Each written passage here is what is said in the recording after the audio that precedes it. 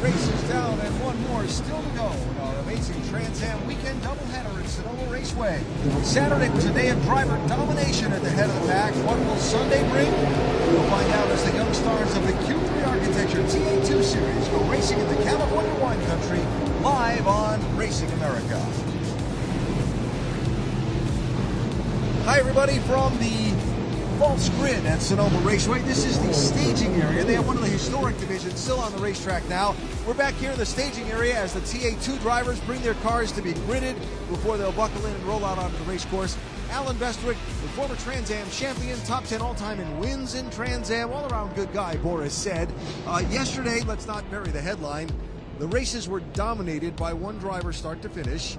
This morning's Trans Am race was dominated by one driver start to finish. Elio Meza has the chance to do it again from pole position in TA2. How do you see it?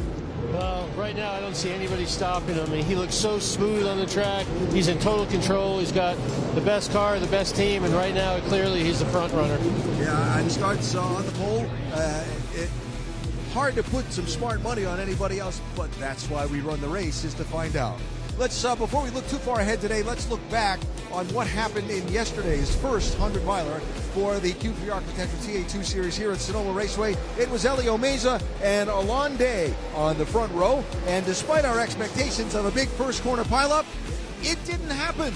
They all got through clean. We ran caution-free the whole race. That doesn't mean there was not any trouble. There was contact that sent the door panel in Lainey Bice's car off the car. She continued on and had a nice day. Jim Gallagher had a rough ride in the carousel. He was okay, the car not so much. He'll race in a backup car today. Western Series racer Bob Accardo got turned, and despite the bumps and spins, everybody was able to continue or get their car to a safe place. No yellow flags. Tim Carroll and Matt Gray. Carroll got penalized. Gray got the Pro-Am podium. How about that?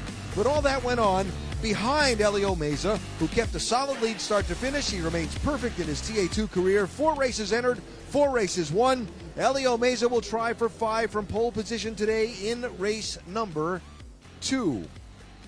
Were you as surprised as me that we didn't have a caution in yesterday's race? Yeah, I mean, we've run 3 races so far here at Sonoma Raceway and not one full course caution. Now, you know, everybody was saving their car a little bit. I think for today, maybe they were a little more tempered. Yep. Today, I think the wildness might come out. You think it's going to be a little more free-flowing today? I think the pace car might have gas in it today. Okay, let's go. All right, here's the fun part. We get to go talk to some drivers. Before we step in their path, there's one car coming up the false grid. That's Alain Day's machine. Let's let it go by. There we go. All right, let's go talk to some people. We'll start right here because he was the first one here, so he gets the first interview. This is Vinnie Mescalis, young driver from the Dallas area, running his second TA2 race. Your first race was, well, actually your third, because you ran yesterday too. This is live TV. Your first was a runner-up finish at Sebring. Yesterday, the going was a little tougher. How does today look? Today looks very well. Yesterday, yeah, we just got unlucky in qualifying with whenever the red flag came out. We were on a lap that was good enough to put us somewhere in the top 3, so starting position, being in 10th and here being so hard to pass, it was just very hard to make our way up. We had a very fast race car and got up to 7th and maximized everything. Boys, Nitro Motorsports worked on it overnight. We had a very good practice session today, and she's a lot better, so hopefully shooting for a top 5 today. Let's go find... Oh, go ahead, Boris. You got a question. So clearly right now the Chevys seem to have the advantage. I mean, you guys in the Toyota's been a little behind. Have you learned anything in the last couple of days to maybe get a little more performance for today? Yeah, for sure, and we definitely, can see where the Chevy guys are beating us, and we're trying to, make improvements in that area. But like I said, yeah, the Nitro Motorsports guys did some great job looking at data and doing some research last night, and we made some adjustments for practice, and that was in the right direction. We made some more for this race, so should be good. All right, well, good luck. Thank you very much. All right, Vinnie Mescalis getting ready to go. Time for, while we wait for the rest of the grid to form, our next-gen driver spotlight. This is a combination race with the Western Series, the Trans Am Western Championship. TA2 cars run in the Western Championship also. Kyle Kelly is the focus of our next-gen driver spotlight today. Ford Martin visits with him for us. And we're here with Western driver Kyle Kelly at Sonoma Raceway. Kyle, it is the season debut of the Western Series. 5 races this year, 2 different doubleheaders. The first one here at Sonoma Raceway. Kyle, welcome to Sonoma Raceway and the Trans Am Series again. Yeah, thanks, I'm glad to be back. Glad to see all my competitors after a little bit of time off. It's exciting to be here. The weather's awesome, and the track's pretty quick. Well, you know a thing or two about the weather because you're a California guy yourself. As far as being back in this garage here in Trans Am, what is it about this series that has you just keep coming back? The main thing is the friendships and the bonds we made with the other teams.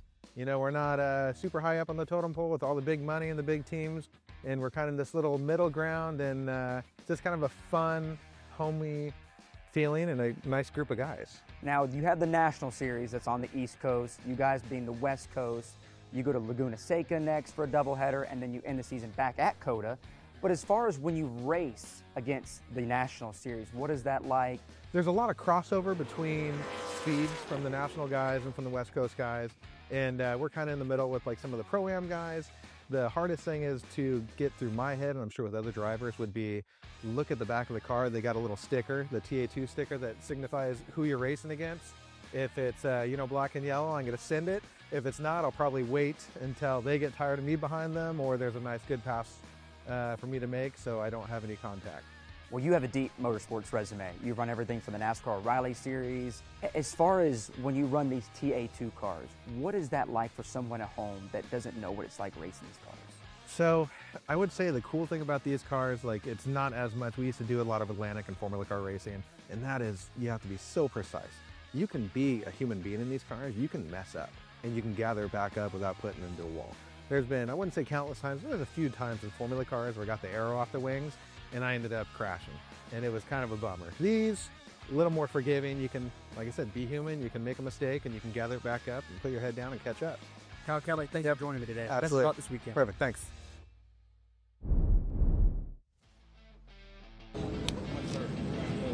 All right, good luck to Kyle Kelly and all the Western Series drivers today. Let's see, we've got three of the SLR team drivers here. Elio Meza, center of the shot, is your pole sitter. There's Lainey Bice on the right. She won the Western grouping yesterday. And a little to the left of the shot is Alon Day. He'll start on the outside of the front row. Those to lead the field to the green flag when we continue from Sonoma Raceway.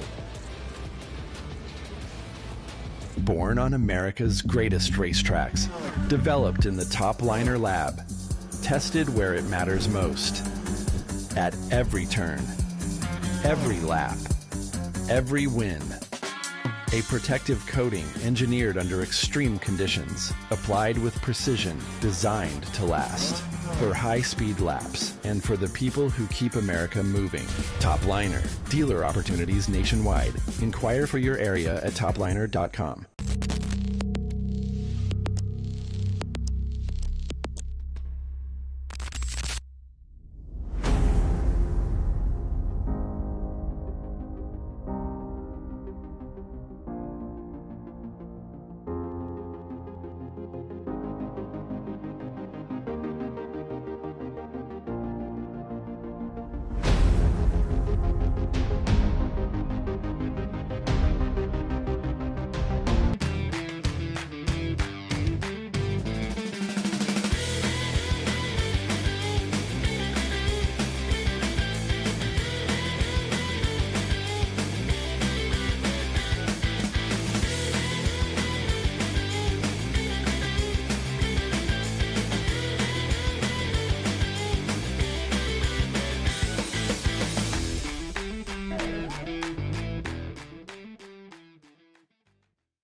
Okay, so pretend this is your race car. It's on the trailer, and you have an accident.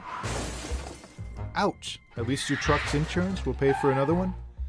Yeah, not so fast. Standard insurance won't replace your race car, whether it's in the trailer, in the paddock, in the garage, or the repair shop.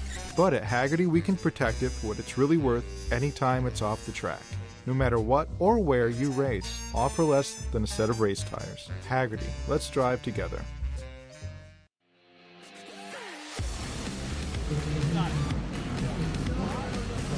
All right, we're live on the grid before today's Q3 Architecture TA2 Series race here at Sonoma Raceway. It's a little chaos down here, but let's go talk to some drivers. Let's do it. You have the camera, go. Well, we got the best people right here.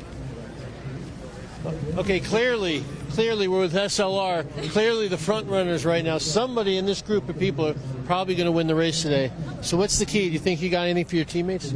I hope so. My teammates are really fast, so we'll see what my Sunoco Chevrolet can do. Hopefully he can get up front with the rest of my teammates, and they've all been doing a great job this weekend, and it's great to learn from them. They all have really great experience, so it's fun to be able to be their teammates and really get to become better behind the wheel every single weekend. Well, good. It was a great run yesterday. I enjoyed watching you work. Let's see what you can do today. All right, I'm right here. Pandy, you're right over here. Here I am with Connor Rosak, who's going to start in third position today. Can you get the two in front of you? I think we got a shot at it. I feel like we were probably a second place car yesterday, and we're battling some things. Made some fair amount of adjustments today. You know, might make us worse, but I feel like we had a little room to give up behind us if worst case, which is always a good thing. But obviously now we got Laney behind us, which will make we'll have to hold her off for sure. But hopefully if the car's better, we'll have a good shot at Elio. I feel like second half of the race we had some pace for him. We just needed to fire off a little bit better. I'd be surprised if we go green and checkered again today.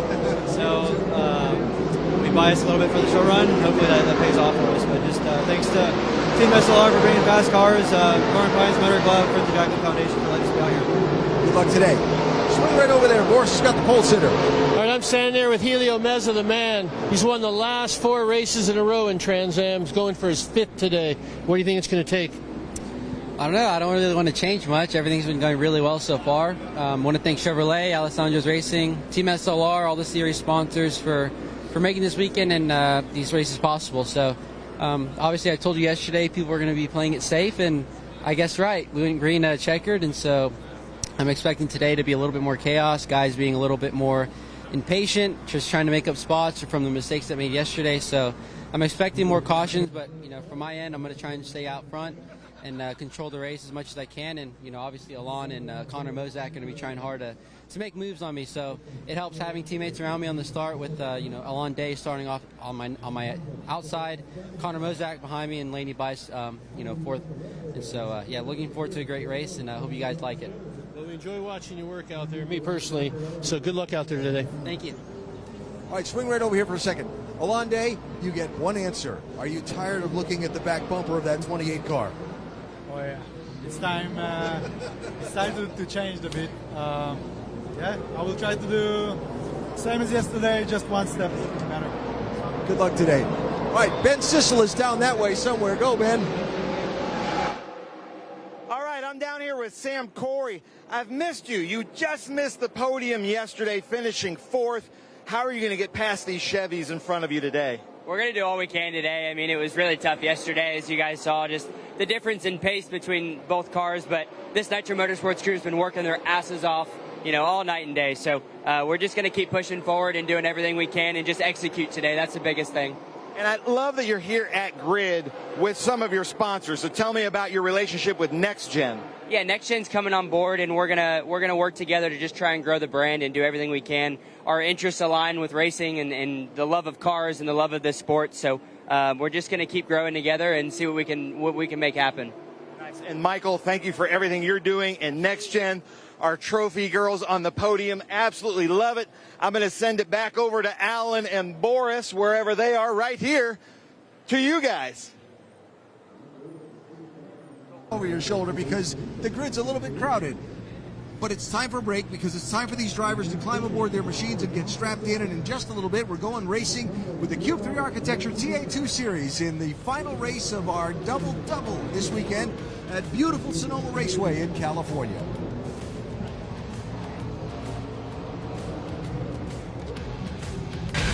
Rev up and get ready for race day with Mission Foods. The world's best racers and tastiest products come together to make every race delicious. Fully loaded tacos, fast wraps, piled high nachos. Whatever you crave, Mission will help you be race ready with easy-to-make recipes that will take your race day to the finish line.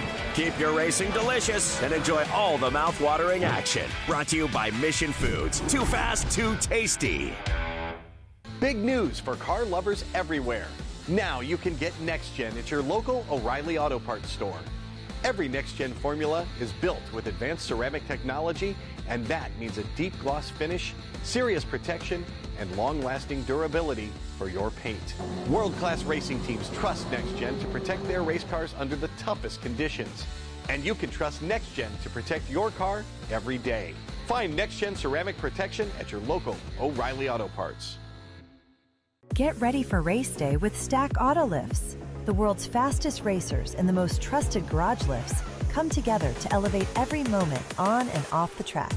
From rugged 4-post lifts and powerful 2-post systems to space-saving single-post and scissor lifts, Stack Auto Lifts delivers strength, precision, and performance for every garage. Brought to you by Stack Auto Lifts, created by racers for racers. Proud partner of Race America for the 2026 season. JM Environmental Incorporated, Northern California's leader in demolition, hazardous materials remediation, and abatement since 1994. Performance, progress, service accelerated. On the job site and on the track. JM Environmental, proudly powering JM Racing. Proudly supporting Trans Am and Racing America.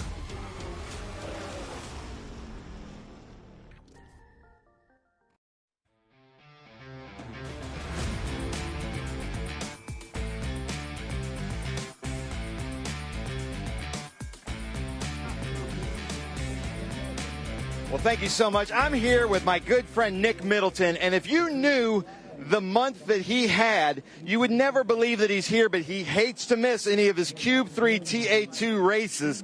So, Nick, welcome back to Sonoma. Well, it's great to be back here again. It's second race of the weekend. It's been a long weekend for everybody, all the drivers and the teams and the crew.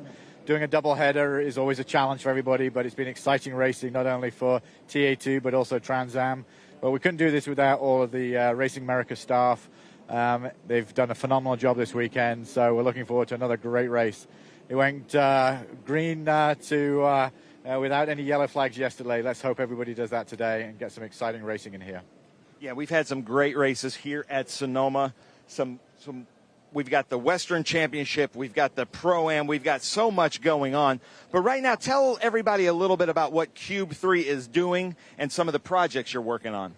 Well, we're working around the country. We're a national architectural firm. We're doing some of the largest projects in Florida right now. Miami, we're doing the Delano, which is close to a 98-story build, 98 stories. So that's going to be a signature piece. But we're throughout the country, east to west. We have a San Diego office, so we're actually launching new projects in this direction right now. So exciting times for the company, but racing is one of my big passions, and it gives the opportunity to push the brand throughout the United States. Well, Nick, I love having you here. The drivers love having you here. We've never had a title sponsor that knows all the drivers, knows all the crew. Absolutely love seeing you. I'm going to see you at our winner's circle here after this race. But to deliver our most famous words in motorsports, I'm being told by my boss that I've got to stretch it a little bit because we're 30 seconds early. So we look down here. We've got 35 cars here at this event, and you know all of them. Do you get as nervous as I do when they take the green flag? Because these are all of our friends out there. Very much so. I've known these drivers for a long time. Some of them are new this year, and very passionate about all of them, particularly the young drivers. We got probably in the top 10, anything from 15 to 19, 20 years old, and they're all phenomenal drivers for the future. But also the ProAm series, people like Jared Aldred, they're doing a phenomenal job, the last year winner. So again, hopefully we'll see them on the podium again. But very much passionate about for every single driver and team in this paddock. Nick, now we can wait, I'm getting some more shakes. She did say 2:04. Not sure what's going on, but we must have something happening out on the track. I am getting 1 minute on the grid from Casey. Elio's not even ready to fire up his engine, so we must be ahead. But, you know, this is what happens when we're live here with the Cube 3 Architecture TA2 Series, because we just had the stock cars come off of the track. But, Nick, thank you so much for coming out. Love having Cube 3 out here. I'm going to see you, and we're going to interview you again at Winner's Circle. But to deliver the most famous words in motorsports, Nick Middleton, take it away. Drivers, start your engines.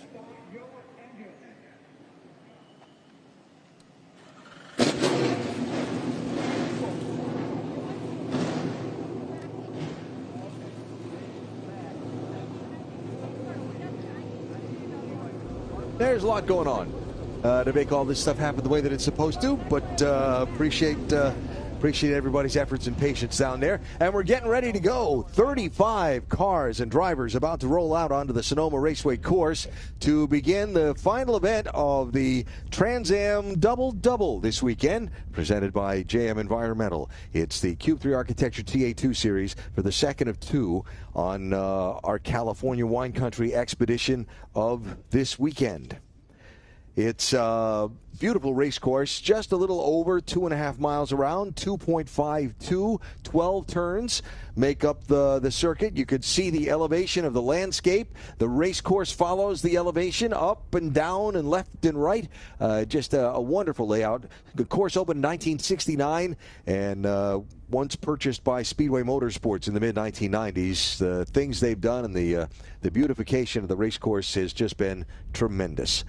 So in just a moment, these drivers will roll out onto the course from the false grid and do their 2 pace laps before we cut them loose. The traditional 100-mile Trans Am distance means 40 laps around Sonoma Raceway is the scheduled go today. We do have a 75-minute time limit just in case, but there you see the cars beginning to roll toward the race course from the false grid just behind this main grandstand.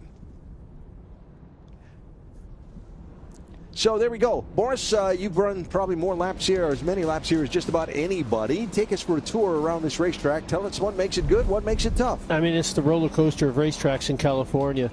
You know, as you enter turn 1, it's very fast. That's your top speed right there. But it's a 4-story uphill rise up into turn 2, which is a very tight turn, and it's an off-camber exit, so you see a lot of the cars spinning there. Then you continue down. It's a downhill, uphill into turn 3A. Steep downhill, sharp right into turn 4. Now you start going downhill, wide open, sweeper through 5, up and over into the carousel, which is about 1-story downhill. Favorite passing place up into turn 7. You'll see a lot of action there today.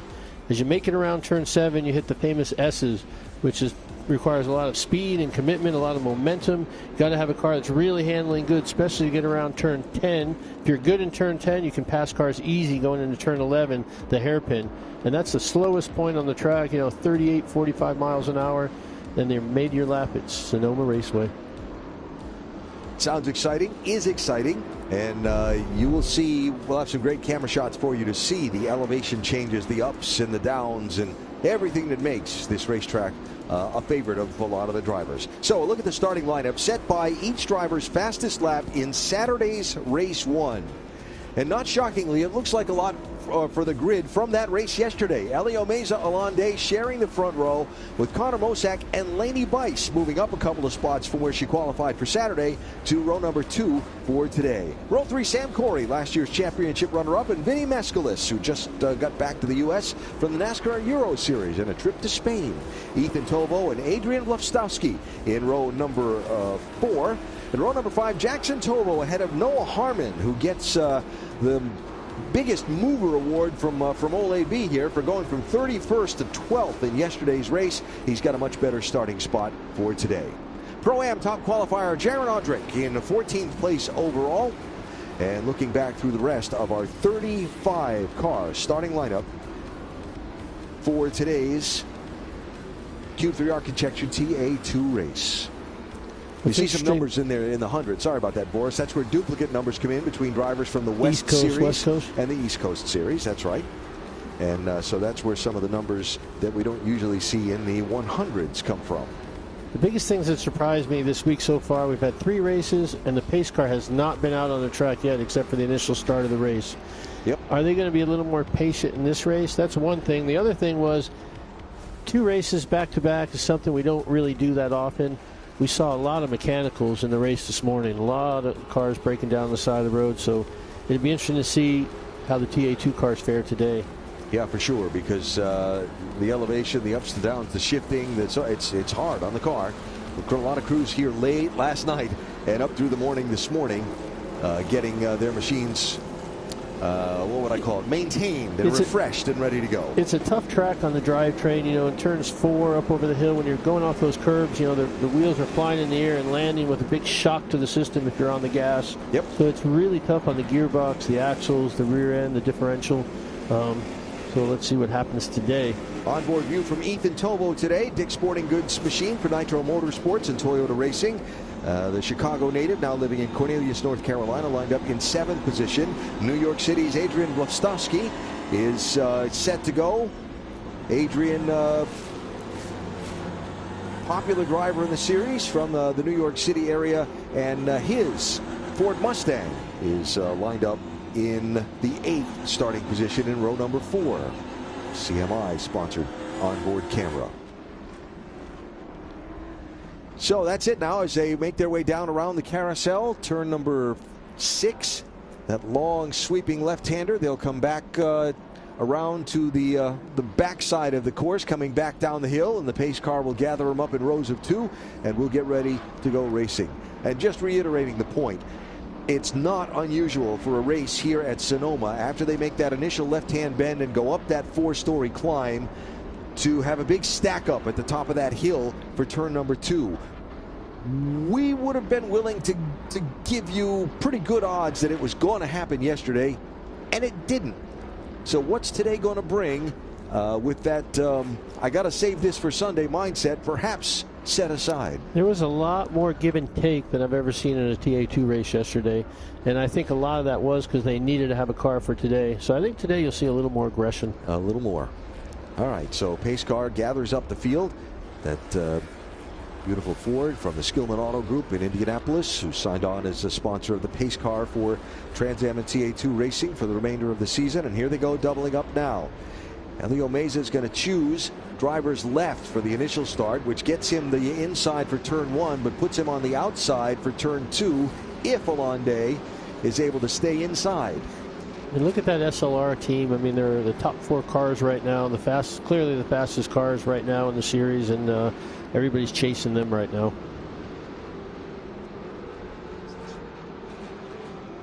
Unusually cold weather too. I mean, I didn't see a lot of effort into warming the tires up, so these cars might slip and slide a little bit the first couple laps. All right, pace some car heat in them. Heads for the safety of pit road. They'll cycle around this turn number 11 and begin to pick up speed, coming toward that final kink to the left in turn 12 and the green flag at start-finish line. 40 laps, just over 100 miles in round number 4 of the Cube 3 Architecture TA2 Series for 2026. Elio Meza, going for a 5th consecutive win, leads the field to the green flag. Here we go. It was a real slow start coming up to the grid. Up the hill they charge. Meza is clear of Day to his inside. Watch the accordion effect as they get to the corner. Just a lot of bumping and pushing, but everybody's getting through. Pretty good. Downhill to turn 3, uphill to 3A. Now the drop again to turn 4. Downhill more, turn 5. Now the really complicated over the blind rise as one car, that's Tovo, dips the tires into the dirt and gets challenged immediately for that spot. Gideon's taking up right where he's been every race he's entered. He's just pulling away already. 19 and 20 back. That's Jacobson 19, 20 McKee as they come off the carousel for the first time. Now the heavy braking zone at turn number 7.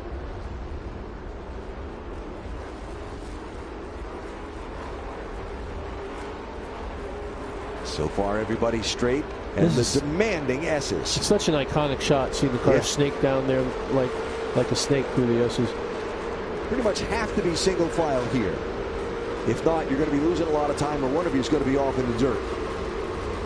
And there is not a lot of runoff room, particularly driver's right coming down through the S's.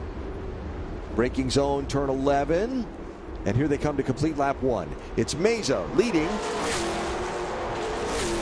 Second is Mosak. Day falls back to 3rd. Cory is 4th. Weiss is 5th. Mescalis is 6th. Rostowski is 7th. Ethan Tovo 8th. Noah Harmon 9th. And Jackson Tovo is 10th after 1 lap. Here's Weiss and Mescalis, 27 and 90. And that'll be a race for 5th and 6th positions. How long does it take to find a rhythm of a lap? You haven't been in the car. There's a morning warm-up earlier today.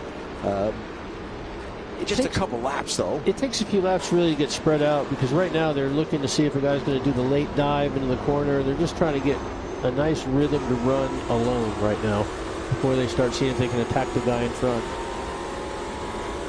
Here's Lastovsky running in 7th to the braking zone.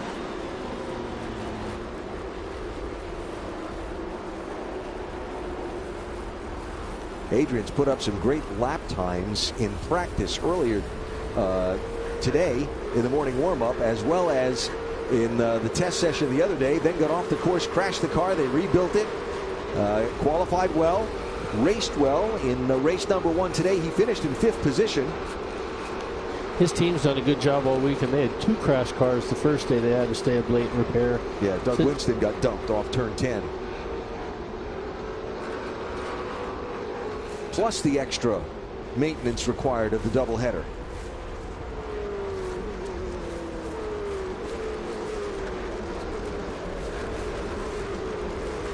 So a minute 34:46 best lap time set by Elio Meza. Connor Rosak behind him, a half a second slower with his best lap at a 34:91. We talked to Mosak on the grid with our pre-race show, and said they'd made some changes on. One car off in the dirt. That's West Coast driver Michael LaPaglia from Murrieta, California.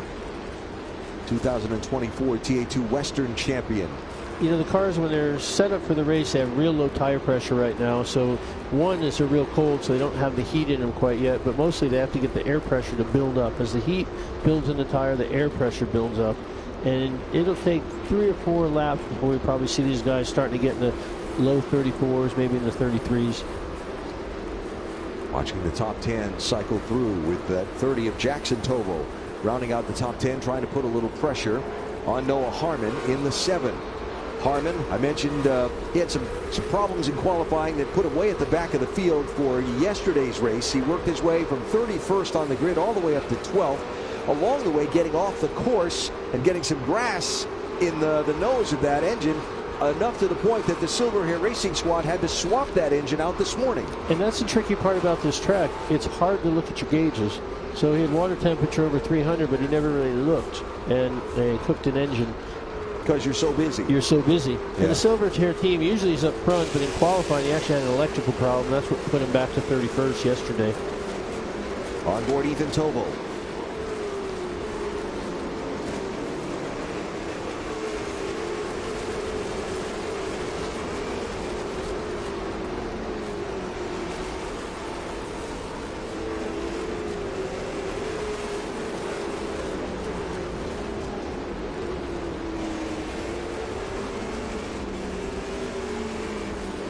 Watch the miles per hour here on the telemetry display from Ethan Tovo's car. It looks like a ski jump coming into the carousel. You actually get up and the car gets light. You have to get off the brake and then back on the brake when the car loads up. If not, you'll slide right off the track. Now uphill on the straightaway, so the top end number isn't what you think it might get to. The other end of the race course going downhill, it gets your attention. Slowing from about 150 down to 35 to 45 to make that turn number 11 hairpin at the bottom of the hill.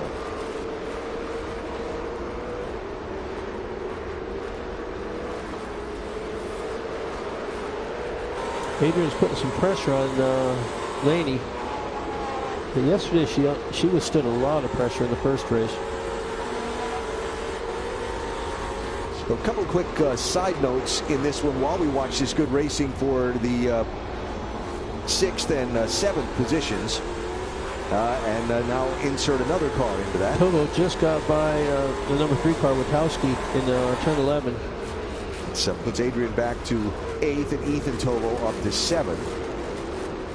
A couple of notes. Rafa Matos had to start at the back of the field after his car was disqualified after yesterday's race. A little dispute in the post-race technical inspection area between his team and the series officials. Rafa started last in this one, and he's already on the charge and has moved up from 35th to 21st in the opening few laps of the race. And the car of Jim Gallagher, who's in a backup car after a hard crash in the carousel. We showed you in our race recap highlights from yesterday during the pre-race today. He's got a left front tire rub reported on the number 6 machine. Jim running in 27th position.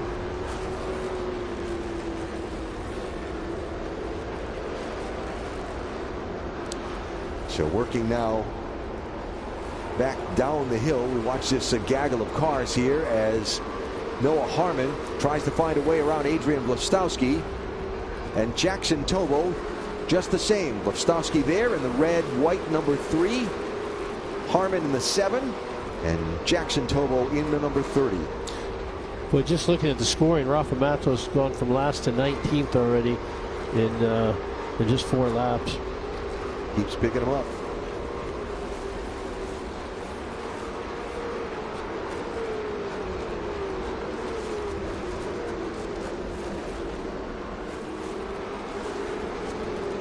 Trying to look back and see if we've got any other big movers back in the pack, but I think for now the man on the move is certainly Rafa Matos. And here we watch 27 Bice and 10 Ethan Tobo, 6th and 7th place, as Elio Mesa's moved out in front of Connor Mosack at the front of the pack by 1.2 seconds, with Alon Day another 7/10 back in 3rd. Sam Cory and even 3 seconds back in 4th, and Vinnie Mescalis now in 5th, but he's 6.9 seconds behind race leader Elio Mesa. There's a look at that 26 machine at Rafa Matos, the 3-time TA2 champion and the series all-time leading race winner, who had a crash during qualifying in that car in the carousel. Big crash. Team spent late in the night, the Mike Cope Racing team, till 10 p.m. that night, and again till about 10 o'clock the next morning, rebuilding that car. Rafa went out, ran the race yesterday, and again got picked as the random number for post-race tech, and unfortunate events ensued in the tech area. So he started at the back today, and here he comes trying to work his way through to the front. I'd say he's got the bit between his teeth. Now, Rafa only knows one way to drive, and that's 10/10 all the time. Yep. He's a typical Brazilianaire, passionate, great guy, super fast. I don't know, he's been 3-time, 4-time champion? 3-time, yeah. 3-time. So he's going to get his way up to the top 10, I'm sure, but might need a yellow or a pace car to help him out. Maybe today we'll get that. And a big tip of the cap to the Mike Cope Racing team for the work to get Matos' car repaired. Jim Gallagher into a backup car, and so on. They've had a lot of work to do this weekend for sure. So Matos is right in line behind Graham Jacobson in the 19, the young Atlanta driver for Stan Barrett Motorsports, who runs in 18th. Seamus McKendry just in front of them, then Max Reeves the next ahead of that. And Max Reeves is the driver that's kind of mentored by Bobby Labonte. We had him up in the booth at the last race. Yep. Let's look at our Pro-Am leader, 00, Jared Audrick. Won the Pro-Am category yesterday. The former NFL defensive lineman, running right now 13th overall, and with a pretty sizable lead in Pro-Am for the moment. Jared out of Lebanon, Pennsylvania. The black underwear helium mobile Chevrolet Camaro for TRB Autosports. He was our Pro-Am champion a year ago in a phenomenal fight at the end of the season. So there is Noah Harmon, who's gotten by Adrian Blostowski. So Harmon in the 7 is up to 9th position. Blostowski is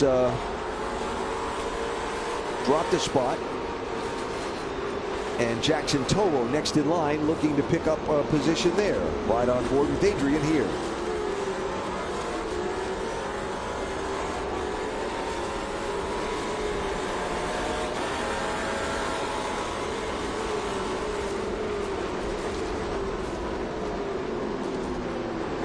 At that driver's view left of the data panel, you're going to see Adrian with some very busy hands, because that car doesn't look like it's handling the best for him. Yeah, Noah got by him that lap, and now he's finally in the top 10, or in 8th place.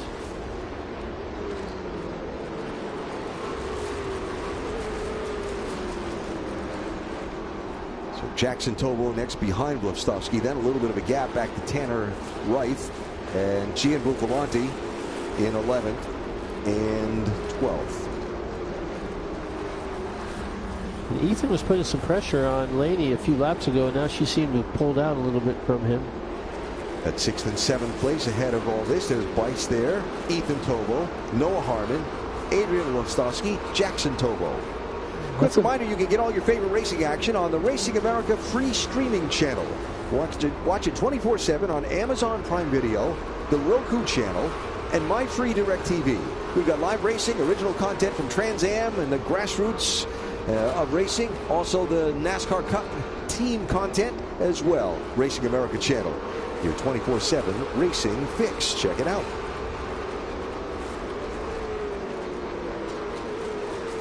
Thank you for joining us today on Racing America for coverage of round 4 of the Q3 Architecture TA2 Series. We're at Sonoma Raceway in Northern California. And we've gone clean and green for the first 8 laps of our 42-lap 100-mile sprint today. Elio Meza looking to see if he can win what would be a 5th consecutive race. The 18-year-old Texan started on pole. In fact, in every time he's been in a TA2 car, he started on pole, whether he won the pole in qualifying or by setting fast lap in practice. And he's led just about every lap he's ever been in this series. He established a quick lead over his 2 teammates, shown here, racing for 2nd and 3rd. 48 white and black is Connor Mozak, and blue and white is 117 is Alon Day. 2nd and 3rd on the track. Connor Mozak only running selected events here in the TA2 Series. He is a former winner in the series, won at Watkins Glen a couple of different times. Driver splitting his season as day goes by. There's Alon Day going by. That's a team swap. That's, I see you're faster than me, go ahead. Right? I mean, that's a hard spot to pass, so I think he realized he was quicker and just let him go. So Mozak, who splits his time between this TA2 Series and the NASCAR Craftsman Truck Series, falls back to 3rd. Alon Day, who makes the longest commute of any driver to participate in this series. I mean, think about this. He lives in Tel Aviv, Israel, and he came to San Francisco, California to run these 2 races this weekend. How many hours in the air you think that is? That's a long time. I asked him, I didn't know. I said, where do you run in Israel? He goes, it's a desert. We don't have anything. Yeah. I went to Europe and I ran the European NASCAR series, and now he's in America. Super nice guy. He's a quick driver, too. Yes, he is. He's a 4-time champion of that NASCAR Euro Series. He's had his path through that into some NASCAR competition. But he told me before the start of this season, he said, look, I came to realize ovals are not my thing. And that's why he's here with us in this all road racing stock car series. Mozak clearly has a problem. He just let Corey Day by. Looks like he's really struggling with the turn in his car. Looks like it's really pushing bad. So could be a tire going down slowly, maybe, or just, I mean, for the handling to go off that much. They could have tried something different handling this race, and when the tires came up to pressure, it's just not working for him. More clearly, he's at some kind of mechanical. So Sam Cory up to 3rd, Connor Mozak back to 4th, with Vinnie Mescalis 5th. Here we're looking ahead from 7th to 6th. Ethan Tovo is 7th. It is Dick Sporting Goods Toyota Camry. Laney Bice is 6th in the Sunoco Guthrie's Garage Chevy Camaro. 135 into that tight turn 10. You know, top speed-wise, this is not one of the fastest tracks in America, but when you're racing it, it seems like you're going 500 miles an hour because you're so busy, it's so technical, there's no runoff, it seems real tight, kind of like a bobsledding course, and the sensation of speed is a lot higher than you're actually going. Yeah, up this hill to the braking zone, carrying 130, 35 miles an hour, but there's that off-camber exit to the corner, back downhill. Here, see Laney, she pulled out 4 or 5 car lengths and she's held that. Now it seems like they're creeping back in on her. Ethan Tovo. Is that Noah Harmon behind him? I think some of this will ebb and flow over the course of good lap, good corner, bad corner. And a lot of these drivers, it's the first time they've raced here at Sonoma. So making mistakes and learning from them from lap to lap to lap is probably a thing. And racing this track is a game of mistakes, so you could easily make a mistake and lose a half a second just like that. Yeah. So I think that's what you see when you're saying that. And there you go, off the carousel, pulling away a little bit more from She Ethan gets a Tovo. really good run off the carousel. Here's Noah Harmon looking to the inside, showing the nose. Tovo gave him some room, but Harmon couldn't make it stick. Tovo didn't give him that much room at the exit, though. Gave him room to make sure he didn't get hit in the quarter panel and turn. How's that? He's going to make him earn it. Yeah, that's for sure. Ethan Tovo, along with his twin brother Jackson, just 15 years old, recently moved from Chicago to the Lake Norman, North Carolina area to be part of the Toyota Driver Development Program. Looking on the inside, he's got a run on him. Here's Noah Harmon. Can he make it stick? Going to be on the outside here, but it'll be on the inside in turn 2 if he can stay on the outside of him here. If he can stay there. Side by side. Now he's going to have it here. Up the hill to the braking zone. Don't overshoot the corner. Hands up for Ethan. He had to give it up. Yep. Harmon up to now 7th spot, and Ethan Tovo back to the 8th position. Noah Harmon in the 7, 20 years old from DeLand, Florida. That's between Daytona Beach and Orlando. Driving the Silver Hair Racing Chevy Camaro. And this is his 2nd season with the team. Noah, a student at the University of Central Florida. And with the 7 and the 10 fighting like that, it would allow Elaney just to pull out a few more car lengths from him. So she likes looking in her mirror and seeing them fight. I guarantee. Gives her a little breathing room. And a little gap in front of Bice before Connor Mosak, who's fallen back to now 5th position. Vinnie Mescalis has gotten by Mosak as well. And Connor's lap times have really fallen off a lot. So he has to have some kind of problem. Yeah, something going on there. So we've reached the 1/4 mark of our race at Sonoma Raceway in the Q3 Architecture TA2 Series, and we're caution-free so far. And Elio Meza has led all of the laps as Mosak pulls over coming into turn number 10. And let's both by Lady Bice's teammate by. Well, he blocked Harmon. Yeah, Bice is the teammate, so. But Harmon's got that outside line going up the hill to have the braking zone into turn number 2. And clearly with an advantage. That's something flapping off the left rear of the 48 car of Connor Mosak. It looks like a piece of body work or something.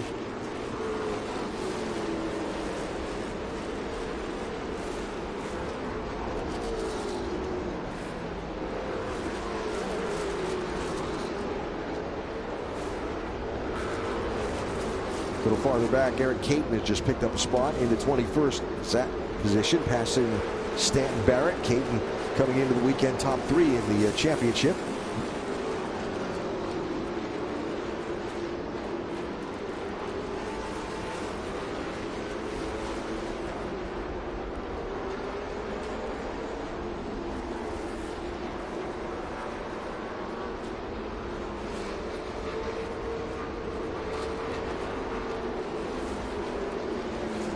So 28 laps to go of our 40. Elio Meza's lead over Alon Day is 1.4 seconds. Day ran about a 7/10 of a second quicker lap last time by than our race leader Meza did. But for now, he's still got 1.5 seconds to make up to catch the top 2. Here comes that fight for 5th, 6th, and 7th. Getting into some lap traffic. Bice in that orange and white car coming at you. With Harmon, he's chasing her pretty good. Bice in 5th, Harmon in 6th, Ethan Tovo 7th, Adrian Vostowski in 8th. Connor Mosak slipping back through the field rather rapidly. He's just lost about 5 positions. So whatever's gone wrong with the 48 machine is beginning to compound itself. Yeah, his lap times have dropped off like 6 seconds right now. So he has a major problem. Maybe he lost a gear, the transmission, maybe. Could be. Yep. Could be. Pro-Am leader is still Jared Odrick in 11th overall. And Laney Bice leads the drivers racing for the Western Championship. Number of drivers coming into the weekend, both in Trans Am and TA2, filed to compete for both the Western and the National Championships. Laney just got bucked really bad by lap traffic, and that really hurt her, allowed the 7 car to get right up on her. Hopefully she can reset and get right back in her rhythm. It allowed Ethan, too, to get right up on the back of the 7. Connor Mosak's car has come to pit road, so we'll keep an eye on that.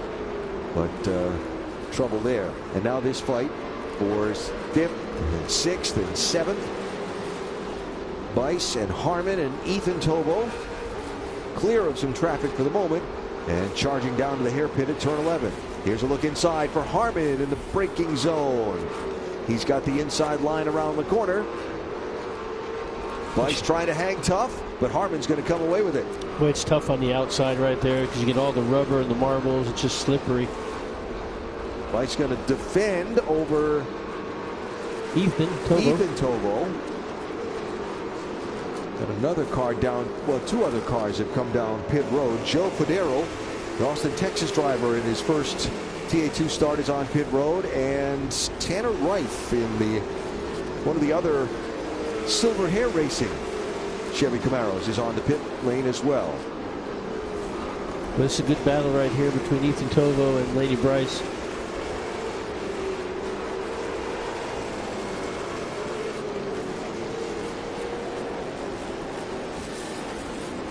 Hearing that the Tanner Reif car has been retired from the race, and Ben Sissel reports that Joe Fodero's car has a spark plug issue. And as you can see by the fuel belching out the side of the Ethan Tovo Toyota as they downshift under braking, these cars need a lot of spark. Need a lot of spark to light that gas off.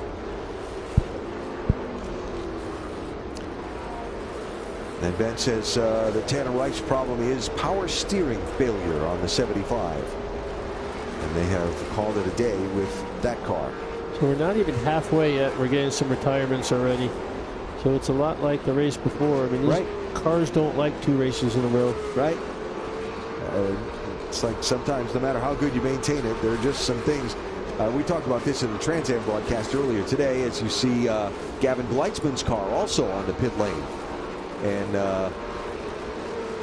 that the driver's compartment is open. So let's pick this back up for 6th, 7th, and 8th. Laney Bryce, 27, 6th. Ethan Tovo, 10 in 7th. Adrian Lostowski, 3 in 8th. And that's turn 4. And, you know, 2 laps ago, she caught a lap driver right here. She crested the hill over here, and it really cost her a lot of time. And sometimes you kind of get out of rhythm and you get frustrated. And it seemed like now she's kind of got her rhythm back, and she's able to pull away a little bit from Ethan Tovo. Continuing our mechanical troubles, Gavin Gleitzman's car overheating. He's been off the course and got the grill covered up in grass. So shy of halfway in the second race of our doubleheader, beginning to see significant amount of attrition, where we had none yesterday in basically a couple of crashes, but very little yesterday in round 1. You have Helio Meza and Alan Dea. They're out front. Just what's that with Tovo? Yeah, Ethan Tovo just slowed significantly down the hill. And he's coming to pit lane. Looks like all the tires are up. So Ethan Tovo from 7th position slows here with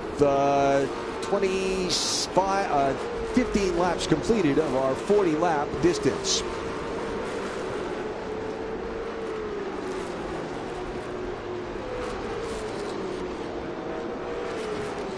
I'm sure Laney didn't mind seeing that. Now she's relaxed. She can just look out the front, get her rhythm back, and I'm just watching to see if Ben Sissel had his track shoes on down in the pit lane there, because he's having to hop back and forth between a lot of these pit stalls. Oh, something just happened to Laney. Oh, yeah, another one. Same spot on the race course almost, right? Yep. This looks terminal. So Laney Bryce off the pace from 6th position.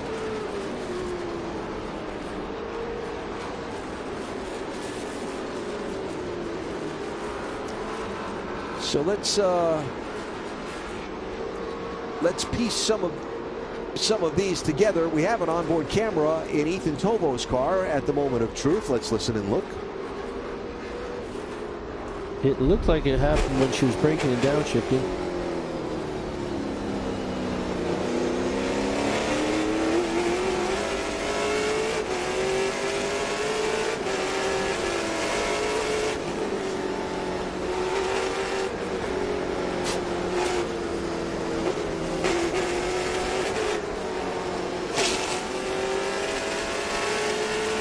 That was Ethan Tovo.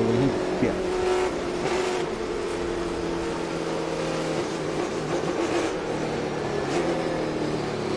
I don't know, but whatever it was, came to pit road pretty quickly. It was hard to tell what that was.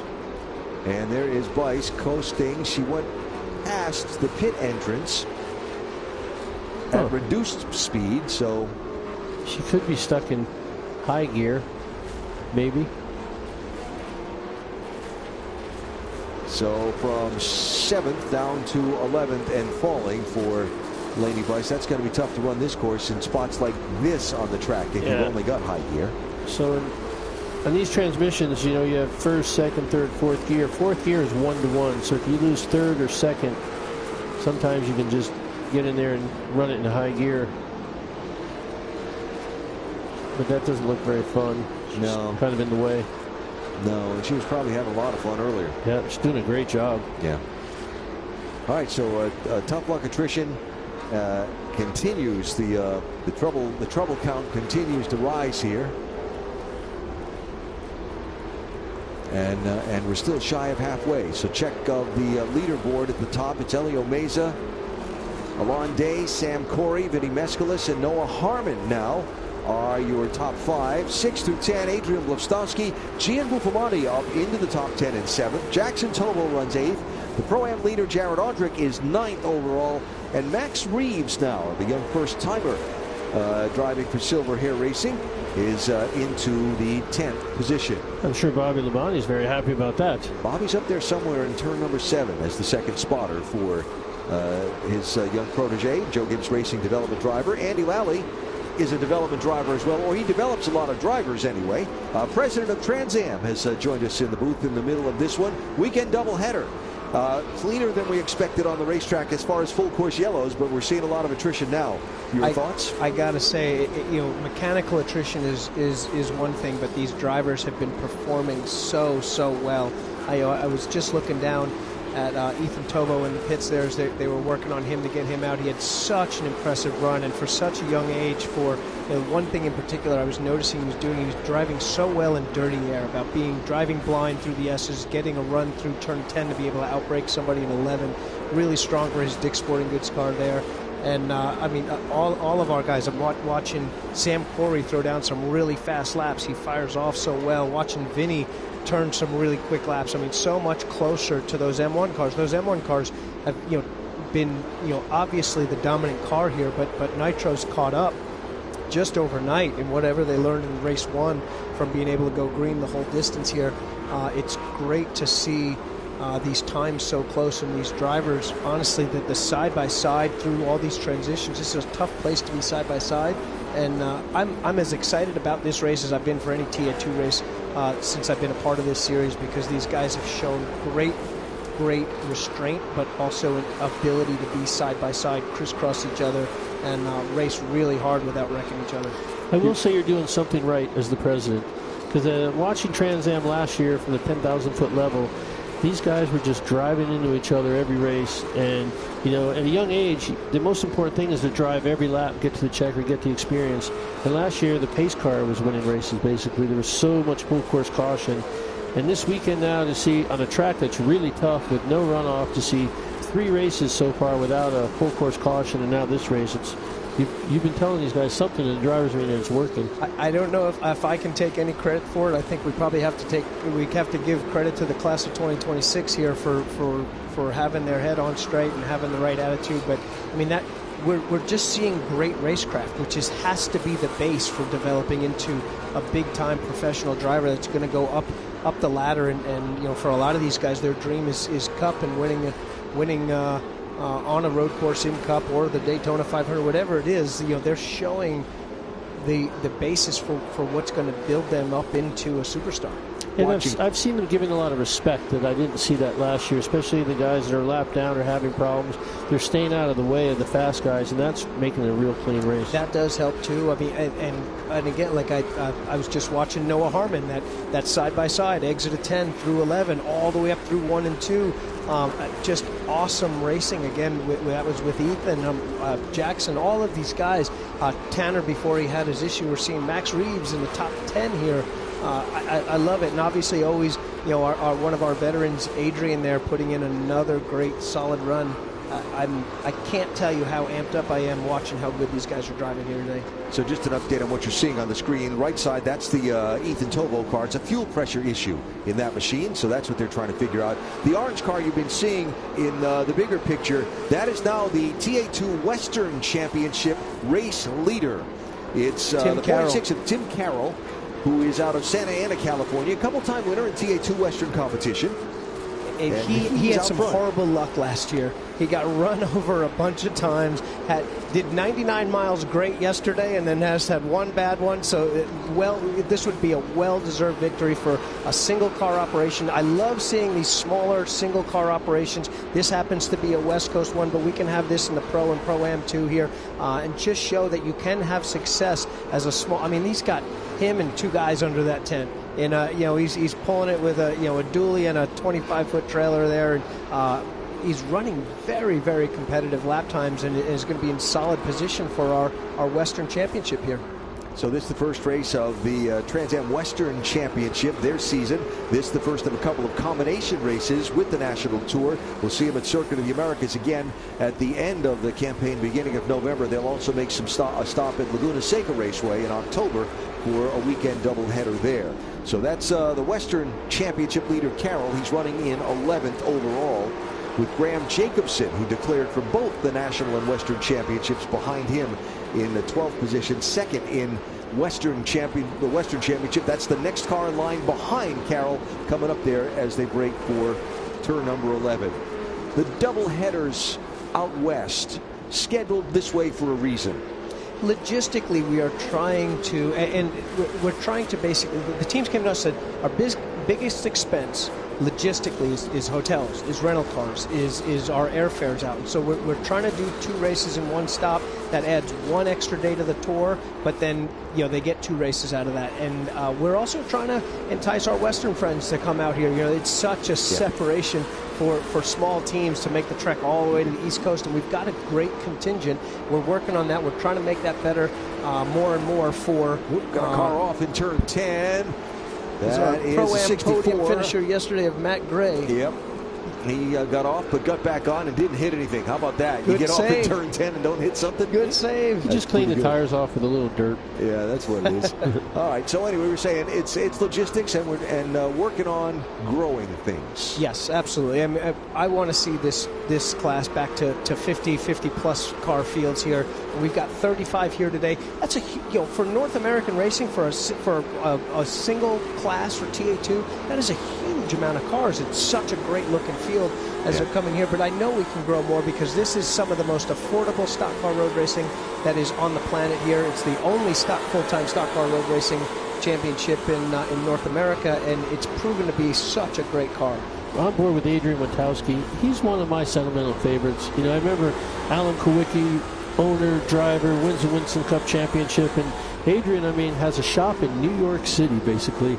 Does everything. Builds cars, coaches people, runs the race team, and he drives really, really good. So he's kind of been always my sentimental favorite. Really He's got nice some kid. great partners with CMI and has been working his butt. And this is tough because, one, he throws down really fast laps, but then has to take away, as a driver, I want 100% of my bandwidth. How am I going to be fast? How am I going to run the best race I can?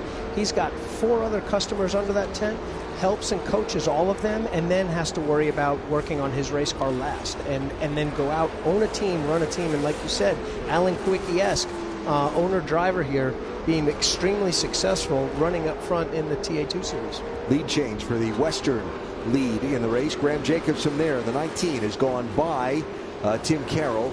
So the young driver from the Atlanta area, who again declared to run both championships, is now the leading driver in the Western ranks for this race today. Graham running in 11th overall in the race after starting a little farther back in the field from there in 18th position, driving for Stanton Barrett Motorsports. Andy, next up's Lime Rock. Memorial Day weekend. That brought a quick smile to your face. I light up every time I get a chance to go to Lime Rock. The Bristol of road racing. It is, especially because we run the uphill. We run the proper Lime Rock track. None of this chicane stuff. We're pulling the front wheels off the ground in both Trans Am and TA2 cars. I've got a picture I got to drive Chris Dyson's car at Lime Rock. I've got a picture of my front end off the ground by about a foot and the rear end off the ground by about 4 or 5 inches. There's daylight underneath the whole car. It is one of the most fun events, action-packed for the fans. You can get those tickets at limerock.com. It's a great adventure, a great Memorial Day. We are switching up now. We're going to be there Thursday, Friday, Saturday instead of Friday, Saturday, Monday. The car show, I think, will still be on the Sunday there, and they're going to have the park and everything out there for the fans. It's one of the best fan adventures that we have on the schedule. I look forward to that Memorial Day weekend at Lime Rock Park up in my neck of the woods, the northeast corner of Connecticut.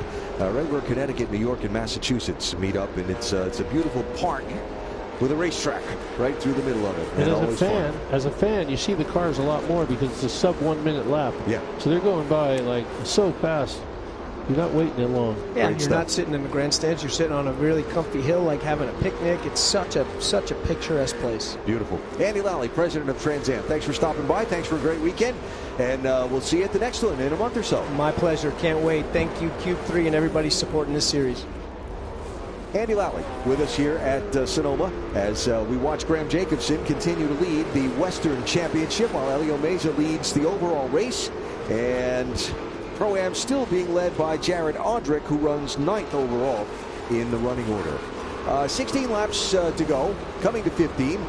Little set of the running order for you as we get on the other side of halfway in this race. It's Elio Meza leading by 2.7 seconds over Alonde. Sam Cory is 3rd. Vinnie Mescalis is 4th. Noah Harmon is now 5th. And I've been watching Noah Harmon's lap time. He's run some of the fastest. Last lap, he was the fastest car. And he's almost trading lap times with Helio Meza.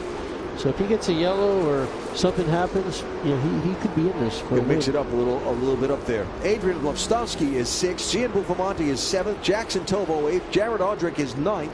Max Reeves runs 10th. Then the Western leader, Graham Jacobson, in 11th. Tim Carroll 12th. Cole Moore 13th. Jace Denmark is 14th. Rafa Matos, after starting scratch, 35th on the field, is up to 15th. As you look at the Pro-Am leader, Jared Audrick, who runs in the 9th position. And Jared's got a pretty sizable advantage on the next Pro-Am car in line. Talk about a guy who's really improved by leaps and bounds his driving technique. The former NFL player out of Lebanon, Pennsylvania, who's just so focused on being better, not just race to race, but session to session. He takes it very serious. It's not just a hobby. And I think he looks at just how he went from high school football to make it to the NFL. And he took what he learned to make that happen, and he's putting it into his racing, and it's really showed. I mean, 2 years ago, he was a mid-pack guy. He wasn't anything, and all of a sudden now he's getting to be a front runner. And not just, you know, as the Pro-Am leader, but here he is in the top 10 with all the pros. But the good guys. Yeah, overall. So Jared Audrick continues his racing progression, and again, he's into the top 10 and 9th spot now in the overall running of the race, and leader by a bunch in Pro-Am. Just Ben Sissel updating us on some stories from pit road. Laney Bice, power steering. Loss of power steering fluid, so they're trying to remedy that down on the pit lane. Ethan Tovo is back on the pit lane again with more troubles with that car. And we run now with 15 laps remaining in our 40-lap race today.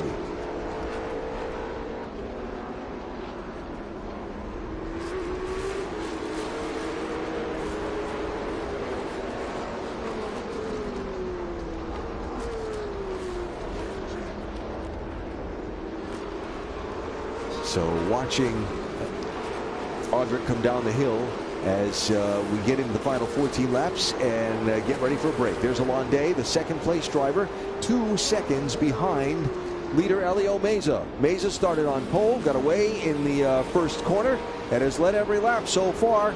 He's led every lap of the season so far.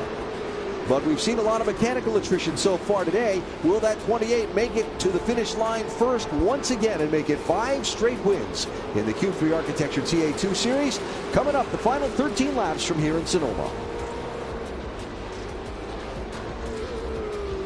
Born on America's greatest racetracks, developed in the Top Liner Lab, tested where it matters most. At every turn, every lap, every win. A protective coating engineered under extreme conditions, applied with precision, designed to last. For high-speed laps and for the people who keep America moving.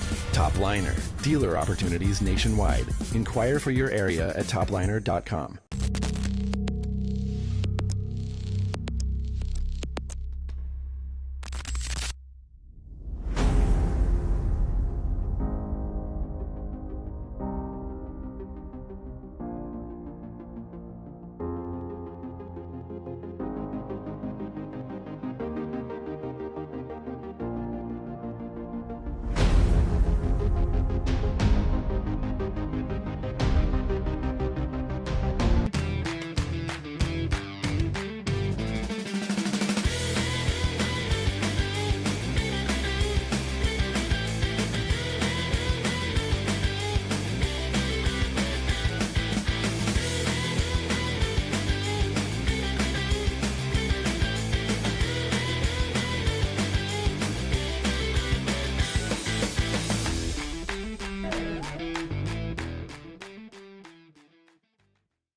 Okay, so pretend this is your race car. It's on the trailer, and you have an accident. Ouch! At least your truck's insurance will pay for another one? Yeah, not so fast. Standard insurance won't replace your race car, whether it's in the trailer, in the paddock, in the garage, or the repair shop. But at Hagerty, we can protect it for what it's really worth anytime it's off the track. No matter what or where you race, all for less than a set of race tires. Hagerty, let's drive together. Well, the picture's just changed here at Sonoma Raceway. We're under full course yellow as Joe Padero's car has stopped right at the top of the hill in a bad spot. You can see some of the skid marks behind the car from where it came to rest there in the corner. And so Elio Meza's near 2-second lead over the pack has just finished. Now we might have a real race. You know, it looks like the Nitro car, Sam Cory and Vinnie Mescalis and Noah Harmon in the silver hair car, they've been running some pretty competitive lap times, but they were a little far back. So now that the pace car is going to close everybody up, or probably go green with maybe 10 to go, it's going to be an exciting race. Comings and goings from the pit lane. Lady Bice has returned to competition after the power steering issue. Gian Bufamonte just was down pit road and the hood off on his Toyota, and he has just left pit lane and gone back out onto the speedway. This would probably be the worst track to drive without power steering. Oh yeah, it's so tight and twisty, and it's off camber, and it's really tricky. You wouldn't want to be driving one of these without power steering, especially if you weigh 110 pounds. Yeah. So it's a hard day's work remaining ahead for the final 12 laps for Laney. And again, under full course yellow for the first time this weekend in the TA2 competition anyway. We had an incident, turn 1, lap 1, this earlier today in the Trans Am Series race. And that was a quick cleanup and got back underway. But this is the first full course yellow of the weekend for the Q3 Architecture TA2 Series. And it's going to set up a restart in the neighborhood of 10 laps to go with Elio Meza's near 2-second lead over Alon Day and huge lead over Sam Cory, now erased. And this is going to be a sprint to the end. Every lap like qualifying. So you see the pace car beginning to gather up the field out of the carousel, and the lead was so big for those top two over the rest of the pack, it's going to take them a minute to gather up the rest of the field. Yeah, they were almost 35 seconds ahead. Yeah. So stories to think about. Noah Harmon, I talked about him as being biggest mover of the race yesterday. He's been the bigger mover of the race again today in that 7 car for Silver Hair Racing. Took the green flag in 10th position, and that blue and silver machine there just has been making moves throughout the day. And his lap times have been really competitive. I mean, sometimes he's trading faster laps with the top 2 guys, or sometimes maybe just 2-3 tenths off. So he might have something, but as we all learned in all the past races, Helio Meza seems to be saving something for the end if he needs it. How about that crossover here on Connor Mosack? And then getting around Ethan Tovo earlier. So Noah Harmon, after starting in 10th, has moved all the way up to 5th position. There's the move on Laney Bice to get that spot. And he has been our biggest mover of the day to this point, has been Noah Harmon. He's passed more cars than anyone this weekend so far. Yep. All right, so while they get Joe Padero's car to a safe spot, which they are working on, and get the field ordered up and gathered up for a restart, we'll take a break. Coming back for the final 10 laps of our Q3 Architecture TA2 Series doubleheader at Sonoma Raceway. Rev up and get ready for race day with Mission Foods. The world's best racers and tastiest products come together to make every race delicious. Fully loaded tacos, fast wraps, piled high nachos. Whatever you crave, Mission will help you be race ready with easy to make recipes that will take your race day to the finish line. Keep your racing delicious and enjoy all the mouth-watering action. Brought to you by Mission Foods. Too fast, too tasty. Big news for car lovers everywhere. Now you can get NextGen at your local O'Reilly Auto Parts store. Every NextGen formula is built with advanced ceramic technology, and that means a deep gloss finish, serious protection, and long-lasting durability for your paint. World-class racing teams trust NextGen to protect their race cars under the toughest conditions. And you can trust NextGen to protect your car every day. Find NextGen ceramic protection at your local O'Reilly Auto Parts. Get ready for race day with Stack Auto Lifts. The world's fastest racers and the most trusted garage lifts come together to elevate every moment on and off the track. From rugged 4-post lifts and powerful 2-post systems to space-saving single-post and scissor lifts, Stack Auto Lifts delivers strength, precision, and performance for every garage. Brought to you by Stack Auto Lifts, created by racers for racers. Proud partner of Race America for the 2026 season. JM Environmental Incorporated, Northern California's leader in demolition, hazardous materials remediation, and abatement since 1994. Performance, progress, service accelerated. On the job site and on the track. JM Environmental, proudly powering JM Racing. Proudly supporting Trans Am and Racing America.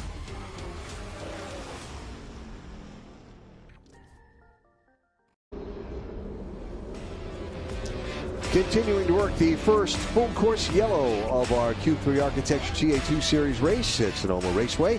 And the field gathered up behind the safety car with now 11 laps to go. Ben Sissel on a quieter pit lane for the moment. Ben?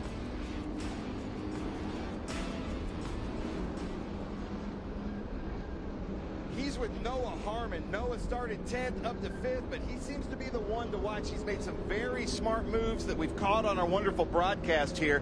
What's he saying on the radio, Jeff? Honestly, he's been pretty quiet.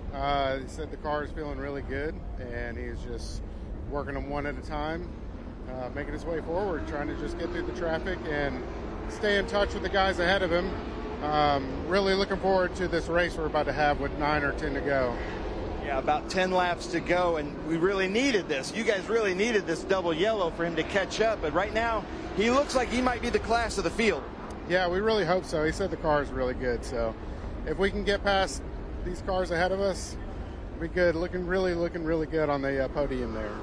Thanks for the input. Guys, back up to you in the booth.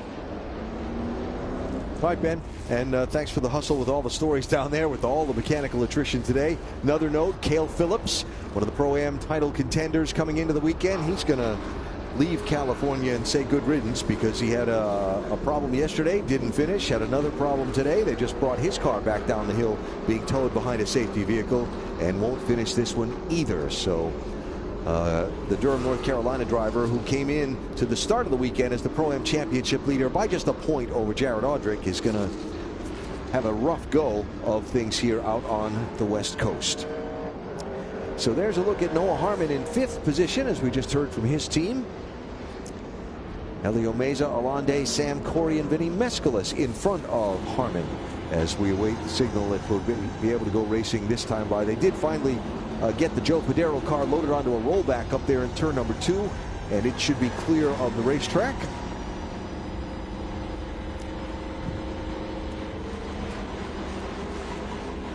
yeah, the attrition rate in this one is big. But let's see. 1, 2, 3, 4, 5, 6, 7, 8, 9. As many as 10 cars off the track of the 35 that started. That's a 30% failure rate. When we had nothing yesterday, basically, just a couple in the race. So the back end of the doubleheader indeed proving a little challenging on some of the teams mechanically as we await the signal. Hopefully the lights will go off. With 9 green laps to go if they go green this time. Having a look for that safety car to see if indeed it will turn off and release the field to us here. Nope, not going to be this lap. So this is the wave back lap. So all of the cars that are not on the lead lap, that are mixed up in and among the leaders, will drive through the pit lane this time by and be reordered to the back end of the field, so that those who are in contention and have earned the right to fight for the win in these final laps will have a chance to do so. So you'll see Gian Buffamani, we mentioned, had some mechanical issues earlier and was on the pit lane with the hood off of that car. He'll come down the pit lane along with those also not on the lead lap, and they'll be repositioned at the back of all the lead lap cars, so we can go racing next time by, which will be with 9 laps to go, 8 laps to go. I'm a big fan of that rule. I mean, that makes a lot of sense for the front runners all day long. Now they can just feel free to race each other instead of having anybody in the way. Yeah, no, I think it's good, and good for them. So while we get the field reordered and get them lined up for the restart, we'll remind you that you can get closer to Trans Am action by tuning into Racing America to watch Road to Glory. It's a docuseries exclusively covering the 2026 Trans Am Series 60th anniversary season. Really well done. Kevin Mooney produces. It features behind-the-scenes access, candid interviews, up-close action. It's a great behind-the-scenes look and get-to-know-you of the drivers in the Trans Am Series. Road to Glory all season long. Find it here on Racing America and all Racing America platforms. All right, so looking to see that we go green with 8 laps to go. Cale Phillips has just come back from behind the wall. So after his car needed to get towed down the hill, they've got it fired up and on away. Let's tip the cap to Max Reeves, his first ever TA2 race, driving for Silver Hair Racing. The young Joe Gibbs Racing development driver from North Carolina is up into the top 10 in 9th spot. Spot behind our Pro-Am leader, Jared Audrick. Rafa Matos, who started scratch on the field 35th, is running in 14th position. And he may actually get the nod over Noah Harmon for having passed the most cars in this race. Yeah, I can do that math easily enough in my head that quickly.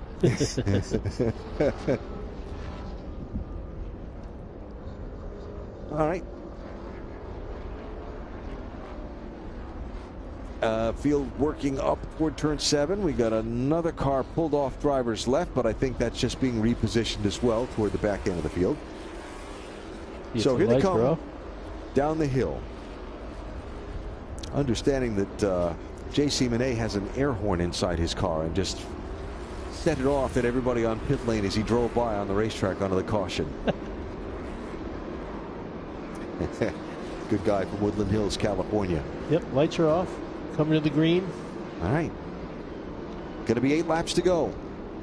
Elio Mesa's gotten away from everybody on every restart challenge he had. Remember the Sebring season opener if you were with us. He had a few of those challenges late in the race and managed to make it work. Sometimes cautions breed cautions. That's a familiar saying. Especially this late in the race. All right, but they will be single file taking the green. And we get ready for a restart. There'll be 8 laps to go in the race. We've got a lot of cars on the lead lap in this one. And they'll all be in a hurry when they get to the top of the hill in turn number 2. Here they come now to turn 12. And eyes on the flag stand and eyes on our leader, Elio Mesa. When he gets to the restart zone, there he goes. The green flag is out. Alonde trying to hang with his teammate as they hang the left and climb the hill to turn 2.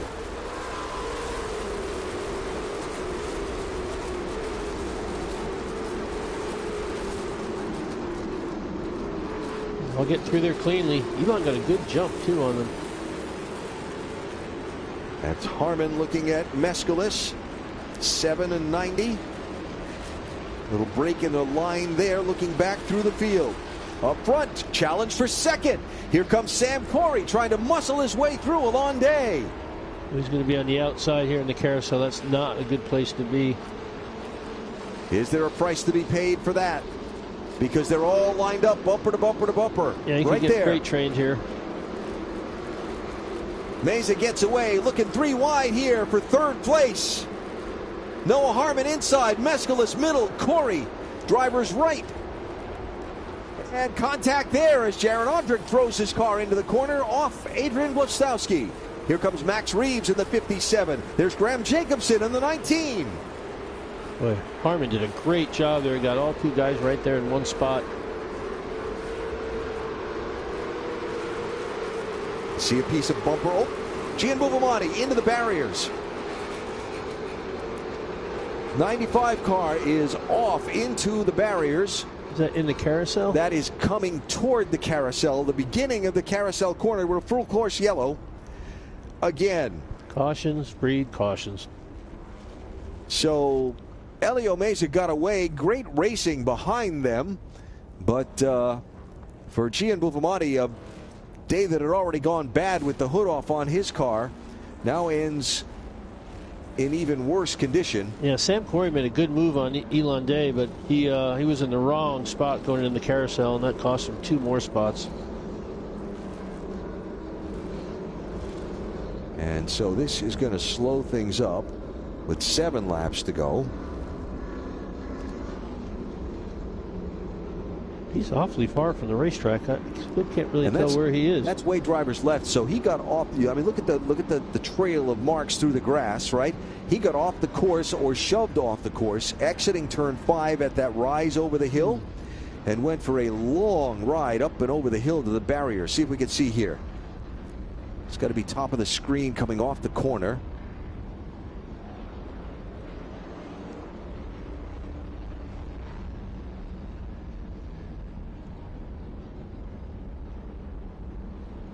Now he's already there. Yep. He's already there against the barrier.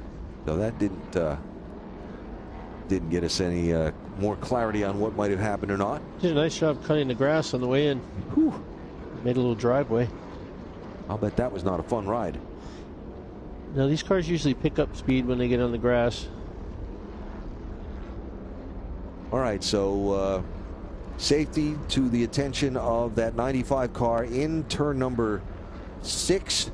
And we're under caution with 7 laps to go, hoping for another restart and a final frantic few laps of our race here in Sonoma. A break here and back for the finish of this one for the Cube 3 Architecture TA2 Series in California. Born on America's greatest racetracks, developed in the Top Liner Lab, tested where it matters most. At every turn, every lap, every win. A protective coating engineered under extreme conditions, applied with precision, designed to last. For high-speed laps and for the people who keep America moving. Top Liner. Dealer opportunities nationwide. Inquire for your area at topliner.com.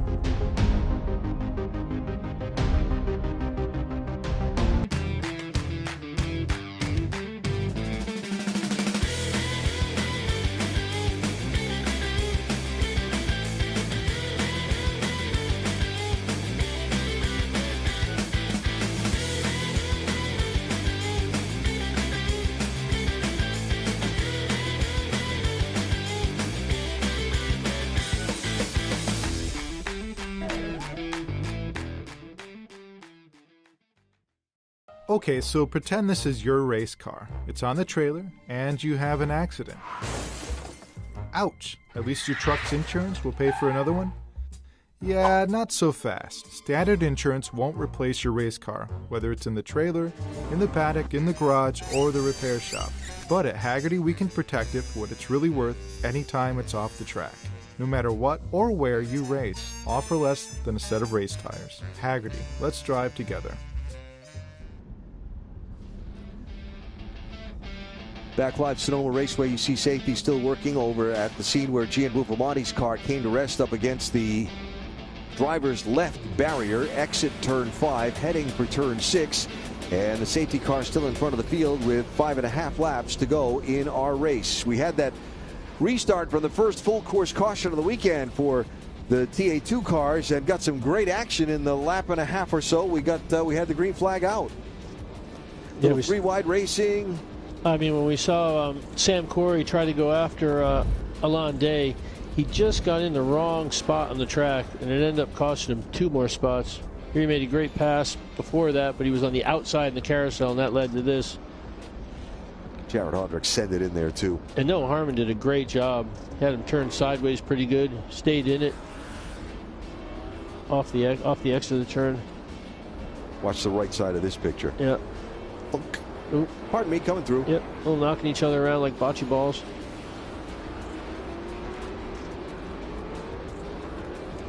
But Jared Audrick, the amateurs, he's doing an unbelievable job. There's Cory and Harmon. There's, who's that? Carroll locked up and spun around at the back of that group. And then all of that deeper in the field while we continue to monitor over in turn number 6, where the Gian Buffalmonti car has come to rest and brought out this full course yellow once again. So we've got, we're coming to 5 laps to go here as they continue to work to get that car cleared. Do they have a driver of the day in Trans Am? I don't know that. You and I can create one. I would create one. I would pick 2 right now. I'd pick Noah Harmon right now as the pro, and I think Jared Audrick right now, 7th place overall. He's done a great job. Let's check downstairs with Ben Sissel while we await the resumption of the race. Yeah, thank you so much. I'm down here with Chris with Stanton Barrett Motorsports. Graham Jacobson running P1 right now in the Western. What's he saying on the radio? How's he feeling? He's feeling pretty good. He's just trying to get his head all collected together, get to the end of the race, but he's doing a great job. This is his first time here at Sonoma. So he had the first race yesterday, finished his first race of the year. Now he's trying to finish his first race in the top 10, so I'm hoping he can do it. Unbelievable. Great to have him out here in the Western Championship. Back up to you, gentlemen. All right, Ben, thanks. Graham, the youngster from just outside of Atlanta, Marietta, Georgia, 17 years old. And he's a junior at Walton High School in Marietta, Georgia. And here he is racing in the TA2 Series and having a great day. Again, he started back in 18th position, and he runs in 9th right now, and again leading the drivers who've declared for the TA2 Western Championship.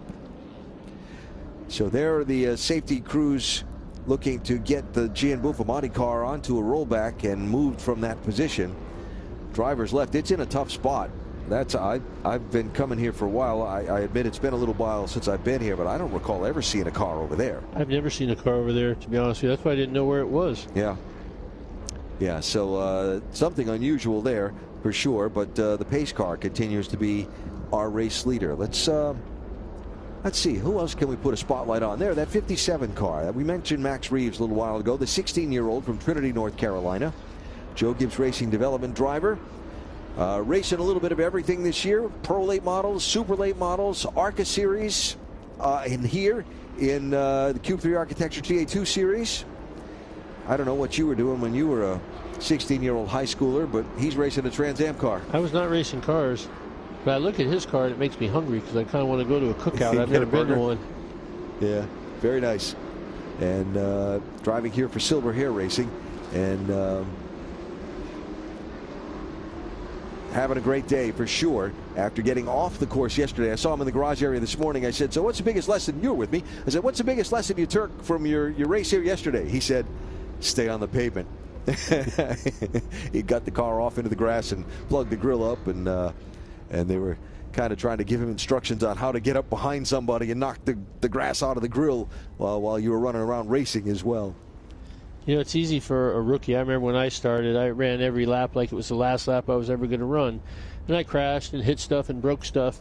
Yeah. And it was Ernie Irvin, the NASCAR driver, that taught me. He kept beating it into me. You got to race the checker. You got to race the checker. Yep. You got to be there for the checker. But as a young guy, that's really hard to understand. You just want to drive it like it's the last lap you're ever going to get to drive it. And that's how most of these kids are driving it. But man, to see some of the, I mean, they drive like veterans, some of these guys, especially Helio Meza. I mean, he's just in total control. Yeah. You can tell he's so smooth. He's never on edge, never do anything crazy, and just fast. But that's the difference between, you know, the last decade or so and when you were coming up, is these kids start racing at 5 years old now, you know, with the go-karts and the Legends cars, the Bandoleros, that kind of thing. They get to 18 years old. They've been racing for a decade. And the simulators, you know, the simulators are something we never had, and all the data they have access to, the onboard cameras, you know, showing the braking, the speed, everything. It's just so easy to learn, you know, what it takes to go fast if you have a fast lap to look at. Let's check downstairs again with Ben Sissel. Yeah, I'm down here with Justin, or Little Bowser, with Cope Race Cars, and Rafa Matos started dead last, and now he's up to 11th. What's he saying on the radio? And it seems like you guys gave him a great machine. Yeah, he hasn't said anything. He's just been kind of out there doing his own thing, trying to get what we can. Starting dead last is definitely not what we wanted, but that's just the way it happens sometimes, and we're just trying to get all we can. Definitely think we got a chance at a top 10, maybe a top 5, but we're just trying to get what we can get here. Nice. Yeah, sometimes that's what happens. You just try to get the best position you can, especially when you're fighting for points, and Rafa knows how to do that. We'll see what happens here at the end. Back to you guys. Yeah, Rafa knows. Rafa knows for sure. And there he is in that 26 machine, up to 11th position after taking the green flag today in 35th. Survived a little bit of the mayhem and kept her on the course, passed a lot of cars, and now hoping to get the chance to pass a few more here as we still work behind the safety car, and the safety crews continue to work over there in turn number 5 to 6 to remove the Gian Buffamati car from the awkward place where it came to rest. What's impressive about Rafa right now in the HP Tuners car is it's really clean for passing that many cars. Yeah. And that's tough to do around here. So Helio Meza leads. Alonde is second. Noah Harmon is now third after that scramble, a few laps of racing from that prior restart. Sam Cory is fourth. Vinnie Mescalis is fifth. Adrian Vlstowski is sixth. Jared Odrick is seventh and the Pro-Am leader. Max Reeves eighth. Graham Jacobson ninth and the Western TA2 leader. Jackson Toval runs 10th. Rafa Matos is 11th. Cole Moore is 12th. Jace Denmark is 13th. Eric Caton is up to 14th position. Eric started back in 23rd spot, so he's done a nice job of moving up today. 15th is Kyle Kelly. Seamus McKendry is 16th. Stanton Barrett 17th. Tim Lynn is 18th. Bob Accardo is 19th. And Tim Carroll rounds out the top 20 drivers as we click off another lap and have now 3 to go.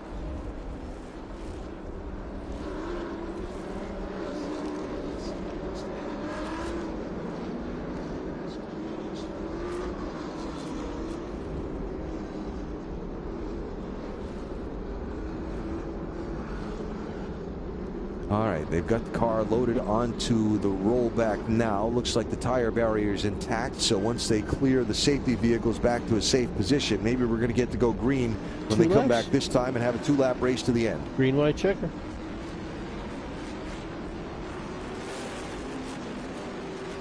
All right.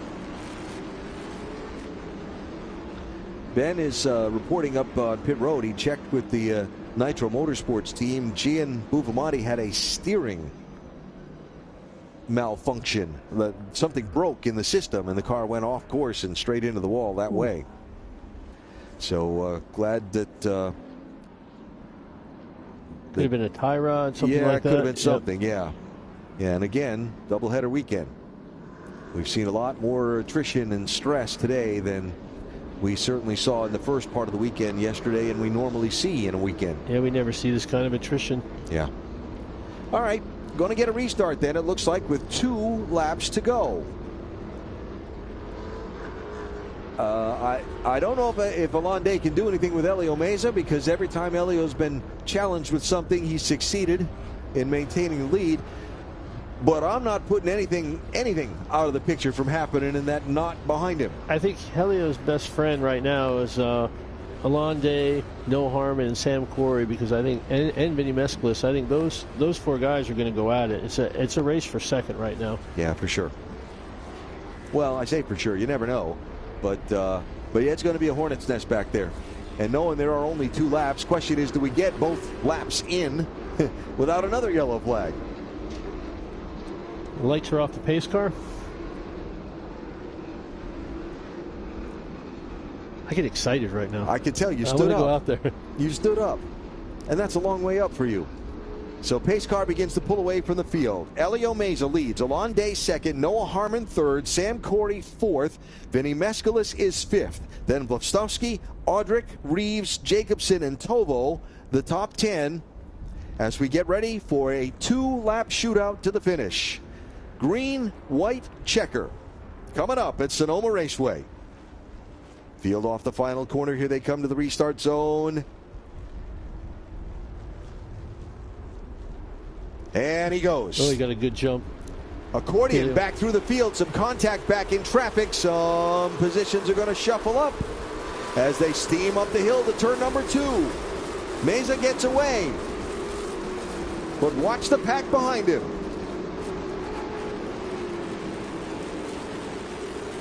The 25 car got by Matos, but I think he did it before the start-finish line, which is a penalty.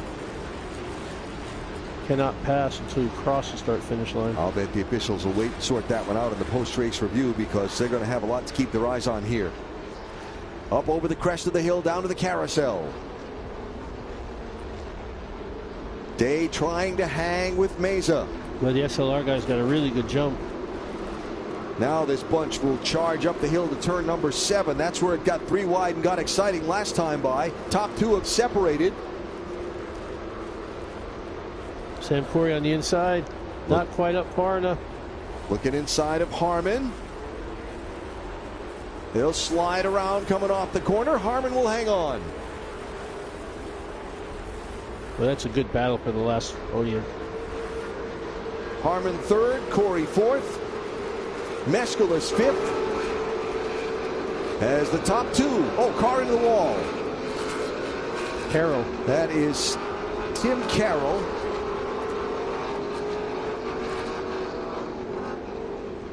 That is coming down from the S's. Still green. And we go to the white flag.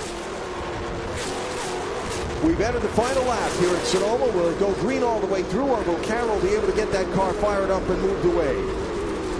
Local yellow waving in turn 7 right now. This is third place.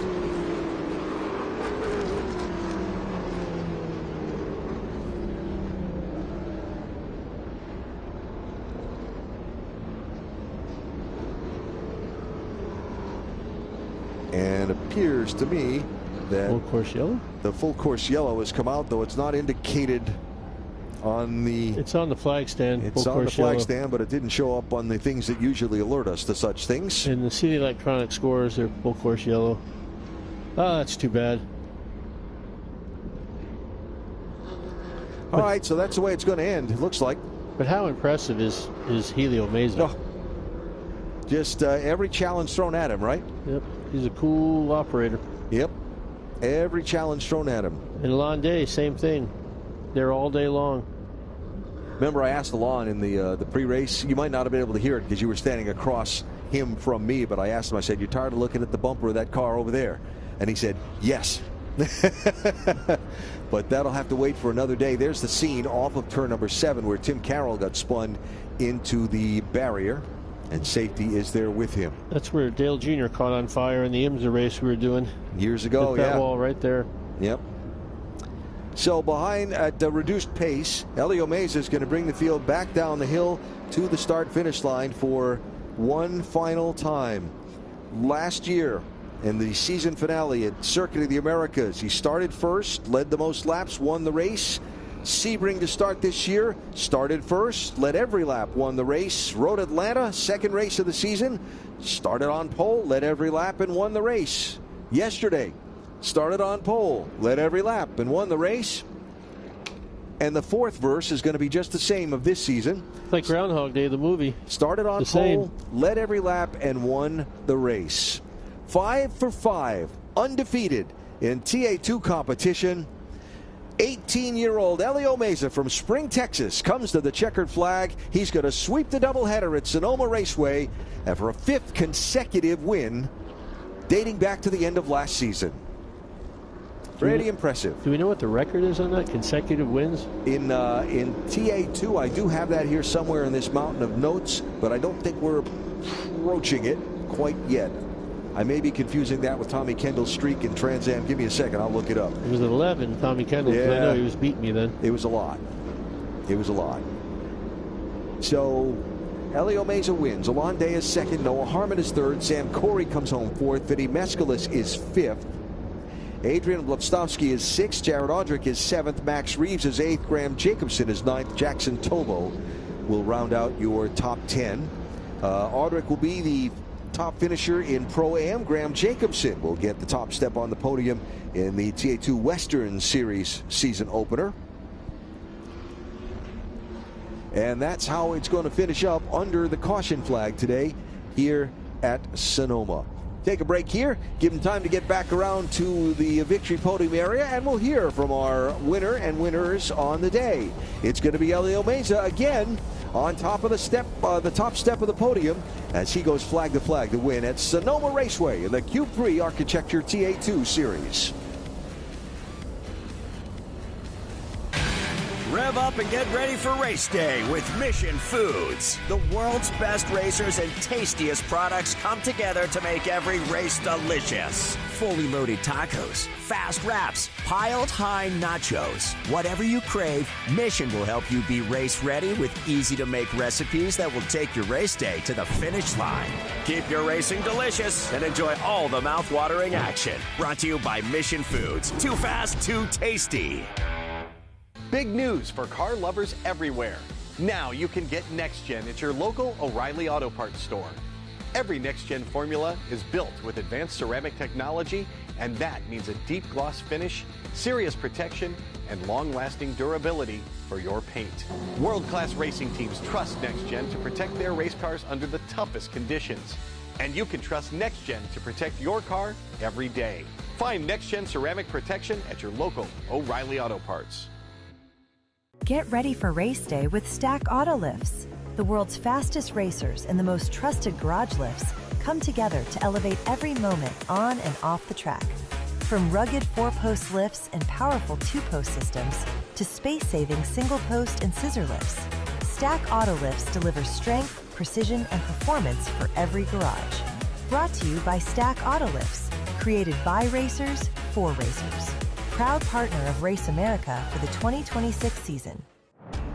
JM Environmental Incorporated, Northern California's leader in demolition, hazardous materials remediation, and abatement since 1994. Performance, progress, service accelerated. On the job site and on the track.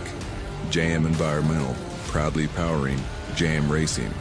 Proudly supporting Trans Am and Racing America.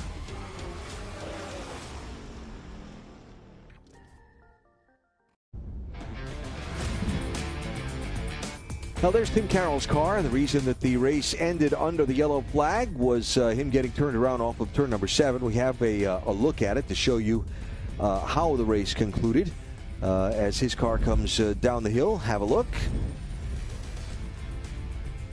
These drivers left in the orange car ahead of you, and looks like he's going to get a little help. Now to be spun that way, and just caught him right in the right rear corner. It's a little tight there, 2 cars. Yeah, and it's of course 2 laps to go, and all give, no take. Exactly. That's racing. That's why the race ended under the yellow flag. Elio Meza wins a 5th consecutive race in the Q3 Architecture TA2 Series. Record is 9 straight. Told you I had it in my notes. Cameron Lewis did it 2013 and 2014. So a little work yet to go for Elio to get it done, but he's pulled his car into the podium area, and Ben Sissel is down there. All right, Elio, unbelievable. Elio Meza, come on now. Just the class of the field. Absolutely love it as he stands up on the car cheering. He's got a ton of family here this weekend. His little brother. Hey, hold on. We got to get a shot of this, Lucas. Are you so proud of your big brother? I really am. That's so awesome. So awesome. He says, I really am. Kind of brings tears to my eyes as he's just hugging everybody. Big celebration down here at Team SLR. Elio, take your helmet off because we want to talk to you. What a great race, great weekend here for Elio Meza. Tell me about the race. A little bit more treacherous than yesterday with all of the restarts. Yeah, it was a little bit challenging there. For a while, it was going green pretty well, and yeah, I thought we were going to have another green to checkered race, and then there at the end, kind of got some yellows, and it made it a little bit interesting. First restart had a little bit of wheel spin, and the lawn was right on my bumper, and then had another restart, and thankfully I was able to time that and learn from the other one. But, man, unbelievable, 5 in a row. I don't know if I'd ever think this would be true or not. I told the team on the radio I'd be happy with 1 win this year, and here we are with 5 in a row in my rookie season. So can't thank Team SLR enough, Chevrolet, Alessandro's Racing, and other media group, all my family from LA that came out to support me and watch me, and yeah, just unbelievable. Couldn't do it without the people around me. Nice job. And speaking of, who are the family members that are here? Yeah, they're all my family from LA. They're on my mom or my dad's side, and you know, I actually used to live in Torrance, California when I was 6 years old, and you know, moved to Texas and now live in North Carolina. But it's been a while since I've seen them, so it's really cool to kind of come full circle moment. Junior, who's here with me, he was actually there from the very beginning when my dad went out to the parking lot for the first time and set up cones for my cart, and he gave me a pair of my first racing shoes, and so it's really cool to share these moments with them. And you know, I love you guys so much, and can't wait to see what I can do in the future. Awesome. Unbelievable. Elio Meza. Listen to the crowd. We're going to come over and try to find Jared Odrick first in Pro-Am, 2 in a row. Absolutely unbelievable. Here I am, Jared. He's at the wing. Jared, another great showing. You finished in the top 10, I believe. How was it for you? No, it was good. It felt good to be at the pointy end of the field towards the end of the race there. We were hoping to get one more restart. I'm sure everybody was. But, no, it felt good. It was very competitive, and hopefully we can keep finishing in the single digits overall for the rest of the season. Nice job, man. Proud of you. Way to go, Jared Odrick. And then right through here, Graham Jacobson. We talked about that with Stanton Barrett Motorsports. Here on the top in TA2 West. How does that feel? Feels really good. I mean, I've got a lot of respect for all these other drivers, especially in the West class, and just kind of went out there, was patient the whole race, and we got to like lap 30 and there's still no yellow, so I was kind of freaking out a bit, but then it came and I was able to push and get a couple of extra overall spots as well. So I'm really happy with the results. Huge thank you to Hertz Car Sales, 88 Energy, Stanton Barrett Motorsports, and everyone that helped me get a good result today. Now, if you can pan over here to the left, who are these people with pride written on their faces? So that's my dad, my mom, my Aunt Katie, my sister Ryan. A couple of them live here in California, so they just came because they were close by. But, yeah, I've got a lot of support at all these races that I go to, and I am forever grateful for that. Unbelievable. Well, we got some tears down here, guys, so I'm going to send it back up to you, and we're going to have a huge celebration here at Winner's Circle. Stay tuned. Ben, thanks. So we've heard from our 3 class winners today here in Sonoma. We'll take a quick break, come back, give you the full field finishing order, and wrap up our doubleheader weekend here in the California wine country. We'll be right back. Born on America's greatest racetracks, developed in the Top Liner Lab, tested where it matters most. At every turn, every lap, every win. A protective coating engineered under extreme conditions, applied with precision, designed to last. For high-speed laps and for the people who keep America moving. Top Liner. Dealer opportunities nationwide. Inquire for your area at topliner.com.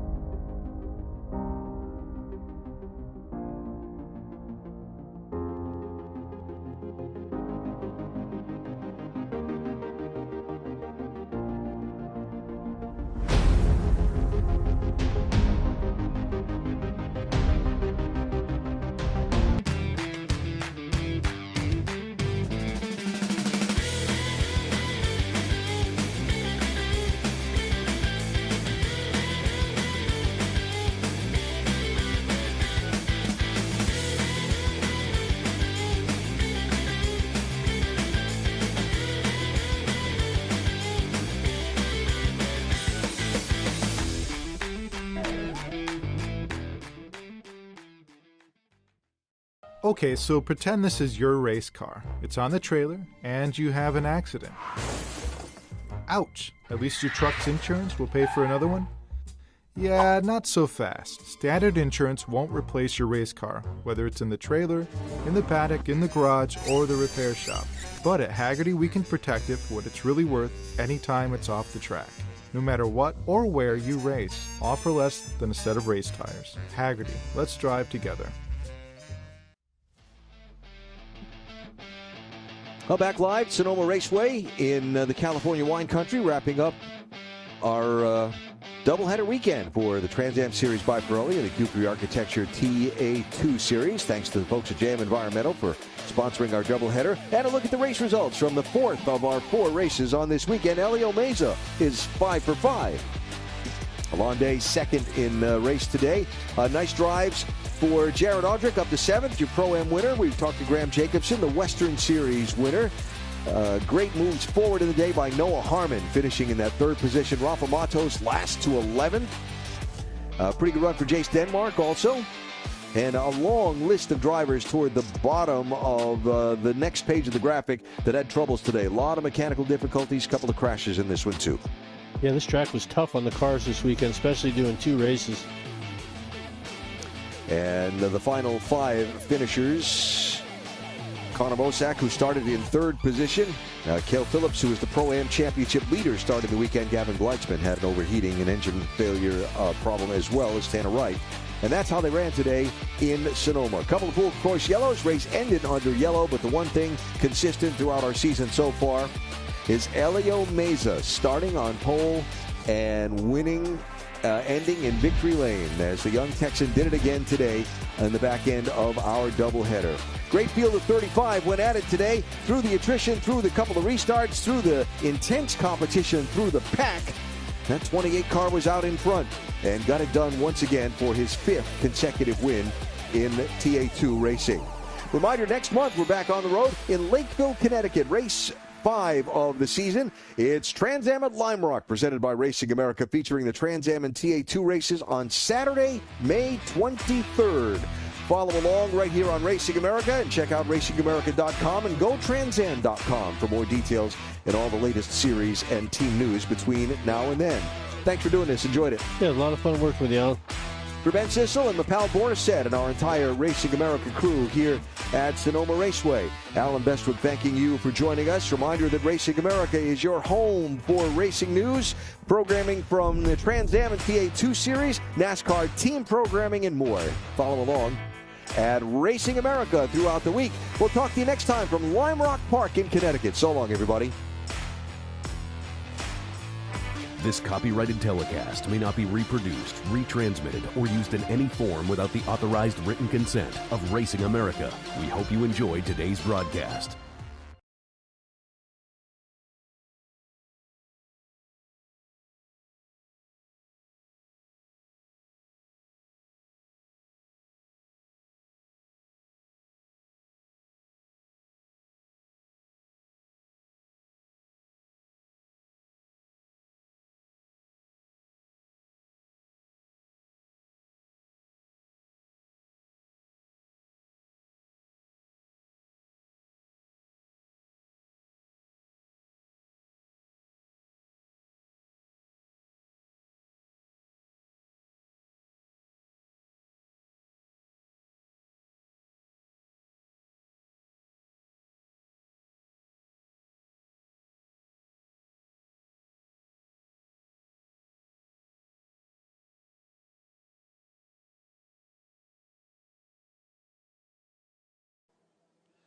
All right, Sonoma, California, let me hear you. Come on now.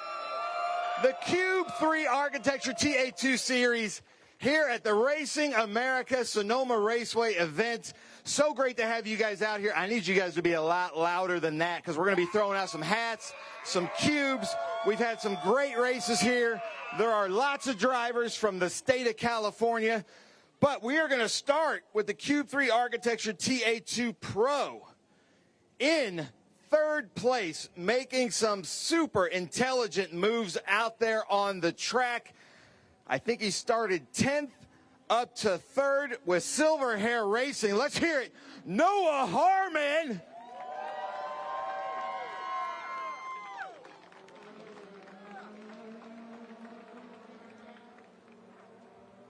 Noah, great race, man. I'm proud of you. In second place, all the way from Tel Aviv, Israel, with JSSI, Team SLR. Let's hear it for Alon Day. I don't think you guys heard that I said all the way from Tel Aviv, Israel. And now he's going all the way back. And then, ladies and gentlemen, he has won every single race this season in a very difficult competitive series. Let's hear it. Elio Meza with Team SLR. Alessandro's. How about that? Noah, so impressed with what I was seeing out there. I told your dad I saw you make 7 or 8 super intelligent moves that got you here. Some of the moves that you had to back away from that might have collected both of you, and that's why you're here, because you didn't make those moves. Unbelievable. How you feeling? Feeling really good, really good. I mean, I got to thank all the Silver Hair Racing guys. Everybody over there stayed late last night to change my motor after I almost blew it up yesterday. So a big thank you to all those guys. And, you know, as they know, this has been one of our tougher weekends, and we just had to fight it all the way through. And that race, that car was amazing. So thanks to all those guys.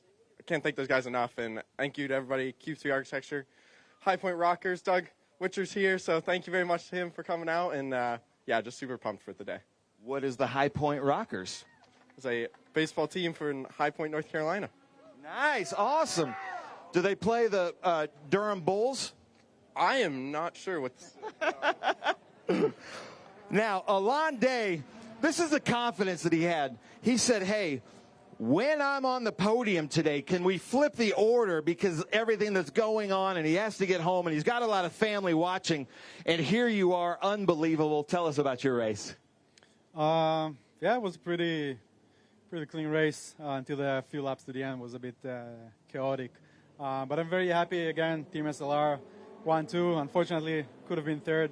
But, yeah, I'm very, very happy. I'm getting tired of standing on second place. Hopefully, hopefully I will one step higher next time.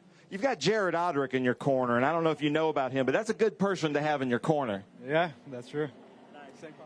Elio, hold it up closer to you. But Elio Meza, unbelievable. I'm so impressed with you, just race after race. Your little brother's here. He's super proud of you. Take the mic. Tell us about your race.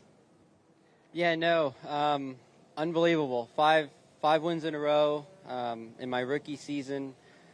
5 for 5. Couldn't do it without my amazing team, Team SLR. You know, I did a test with them at the end of last year at Virginia. When I first got to meet them, and you know, they were super professional.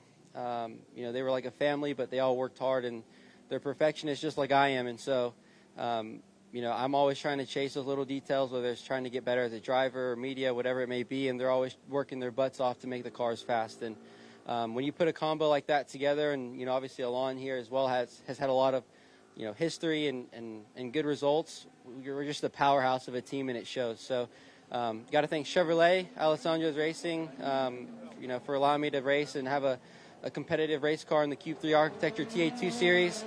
Got to thank Racing America for broadcasting all of this, and just allowing my family from, you know, my family from LA came out to watch, but they're always supporting me and watching on Racing America. And yeah, there's just so many people behind me that make this possible. So can't thank everyone enough, and ready for Lime Rock next. All right, come on now. Let's get super loud. Let's hear it. Noah Harmon, Alon Day, Elio Meza, here at Cube 3 Architecture TA2 Series Pro Edition. Now, we have some hats.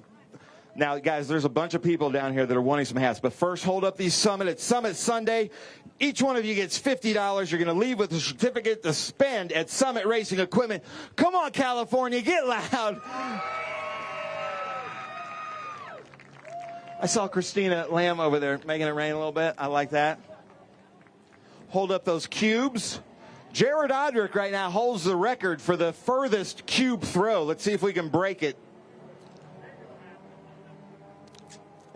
Who said that? Ain't gonna happen? All right. All right, come on, California. Don't lose us just yet. Get loud. Noah Harmon, Alon Day, Elio Meza. Nice. I like this crew right here, especially the birthday girl. All right, let's see what you got, guys. Throw those things out. Ooh. You might play for the High Point Rockers there, Noah. Nice job. That was a good throw. And then,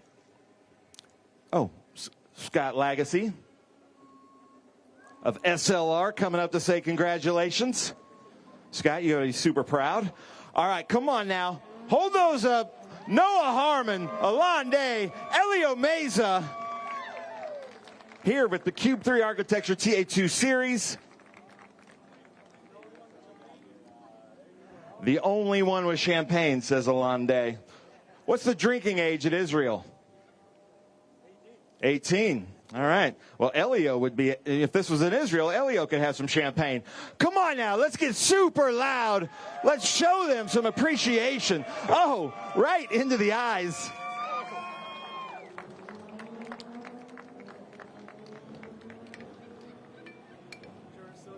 Nice job. You're not going to throw those out, guys? All right. I'm going to go to ProAm now because I don't want the top step of ProAm to be mad at me ever. So, third place in Cube 3 Architecture TA2 ProAm. She was up here with us yesterday with Helium Mobile. Let's hear it for Christina Lamb. Oh, sorry, Kevin. Nick Middleton from Cube 3 Architecture giving out the trophies. We love having him out here. If you guys knew the weekend that this driver had, in any other race weekend, they would have just put the car in the truck, called it quits. They're about as far away as you can get from Queens, New York, their shop. They put this car back together, somehow still straight, and he's out there finishing second today. I need the loudest applause right now for Doug Winston, second place. TradeMentor.org. Man, so proud of Doug Winston. The stuff that Fast Auto, Billy, Adrian, his team had to go through. But this is one of the drivers that's allowed to wrench and fix and weld his own car because he's TradeMentor.org. So he's out there hammering and drilling and welding and grinding just like the rest of the crew. And you're on the podium with that hard work. Last year's Cube 3 Architecture TA2 Series Pro-Am champion, ladies and gentlemen, Jared Odrick with black underwear and those yellow racing shoes.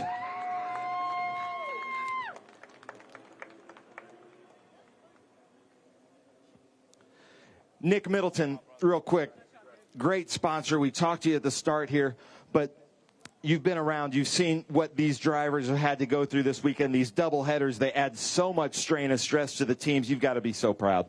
Very much so, but huge personal thanks to all the crew here. A double-headed weekend is a lot of work, and I've watched Doug Winston's team and everybody under Adrian's tent put two cars back together, but we couldn't do this without all the crew and the drivers. So thank you very much for everything that's done here, and all of the Racing America staff as well. This makes it a lot of fun, and I couldn't be more happy at being the series sponsor for everything that happens here. So thank you very much, and all the fans here today as well. Appreciate it. Nice. Huge round of applause for Nick Middleton with Cube 3 Architecture. Christina Lamb, you must love Sonoma. Is this your new favorite track or what? I think so. This is CDR's home track, so I'm proud to bring home the podium here. We've got a shop up top on the hill. Really proud to bring it home for the sponsors, Helium Mobile. Huge shout out to TRB, Troy, my car chief, Manny. I brought the car home with a little bit of damage yesterday, but they turned it around, new nose, new steering, and they gave me a great car to put it on the podium today. Well, congratulations. Unbelievable. You need to follow her on her social channels. They always have some really cool content. Doug Winston, man, look at me. So proud of you. I've seen everything that you guys have gone through. And to be up here, this has got to feel like just winning overall. It feels good. Listen, I owed it to the team after what we did to this car. I couldn't let them down. I mean, look, I was there with them, but I like doing that. But the fact of the matter was, we looked at that car Thursday night, and we're like, I don't know. Can we do this? We got all the parts we could, and whatever parts we couldn't, I said, I'll just straighten them or make new ones. And we fabricated and bought stuff and cobbled stuff together. And yesterday we got out here, and today we had a decent car. So we're here. Yeah, how about that? I talked to your crew, and he said, I said, is it straight? And he goes, it's straight. They couldn't, and he was even surprised when he said that it was straight, because if you would have seen this car just a couple days ago, you'd think that's never going to make the track. Unbelievable hustle from Fast Auto. Jared Odrick, man, class of the field in Pro-Am. You keep moving up, and I don't know what we're going to do when you're on the podium overall. I don't know what the rules are, but it's going to happen this season. Take the mic. Tell us about your race. Yeah, no, it's a part of our goals. I mean, we're slowly trying to creep up there to the pointier end of the field, and I think that's a goal in the back of our mind. But if other people keep saying it for us, then I guess the cat's out of the bag. But I mean, that's what we're aiming to do. No, not at all. No, I'm not mad at all. Doug Winston's been trying to kick me out for about a year now, but we're going back to his home track. Back at Lime Rock next, and so that's going to be difficult. I haven't had a good finish there yet, but that's what we're aiming for. And but yeah, no, big shout out to TRB, to Troy, to Jared, to Scott Adams, driver development, and being my coach and my right hand man. And seriously, it's I think Troy and TRB and that whole team really are the epitome of Trans Am and TA2 across chassis. Putting people on podium.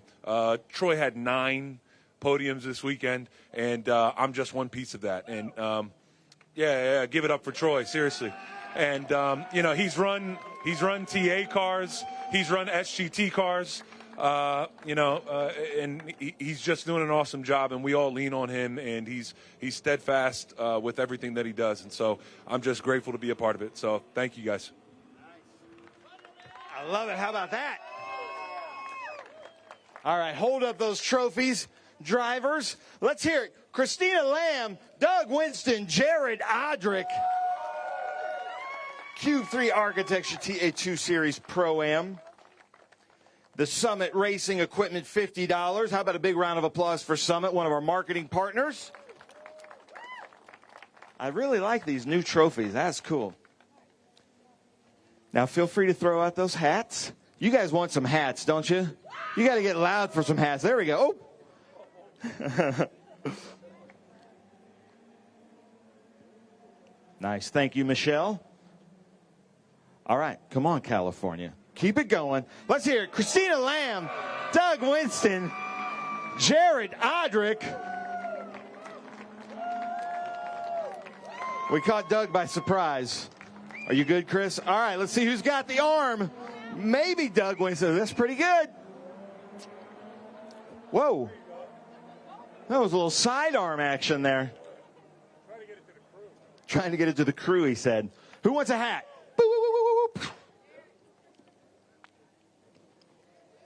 All right, who wants Doug's hat? Let's see what you got, Doug. Oh, he didn't want to look. He wanted to be democratic about it. All right, come on, California. Pro-Am TA2. Let's hear Christina Lamb, Doug Winston, Jared Odrick. Unbelievable. That was so good. Man, so proud of all the hard work. Christina, to be on the podium twice this weekend, so early in the season. Oh, Michelle, you didn't make it, Michelle. I'm sorry. driving home smelling of alcohol. Oh, man. That's cold. I like that. Keep that up. Keep up that energy.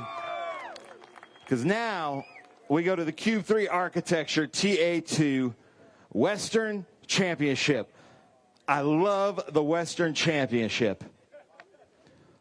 Even though Paula didn't put a rose in my pocket today, this driver with Dig Motorsports and the Barbie car is back on the podium. The number 80, let's hear it for Kyle Kelly. Come on now, from the state of California.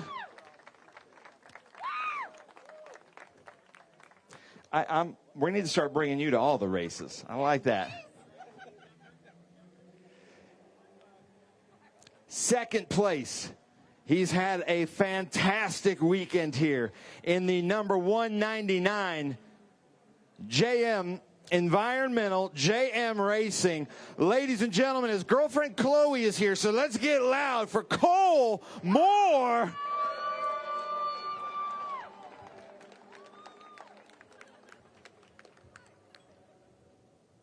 Cole, nice job.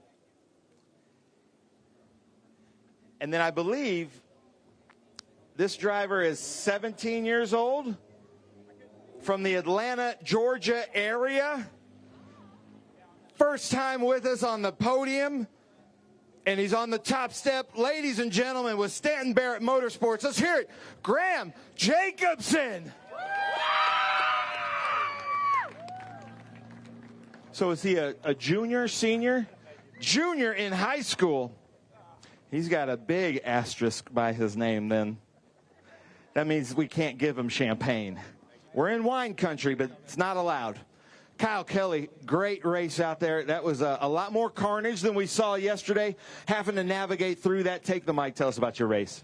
Yeah, you know, before I get into the race, I want to say thank you to Dig Motorsports, their whole team. We had an issue at the rear end yesterday, and Paula and everyone over at Dig Motorsports came through and pulled it together. And also, you know, my early birthday to my son Parker. He'll be 17 here in 2 weeks. But, you know, right?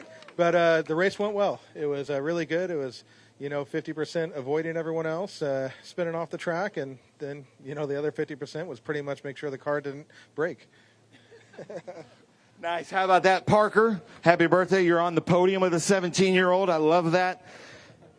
Cole, back up on the podium in Cube 3, TA2 Western. That's got to feel good. Your whole family's here. You've got a fan base out there. Where are they? They're kind of spread out everywhere. There's your dad out there. I can always see the cowboy out there. Take the mic. Tell us about your race.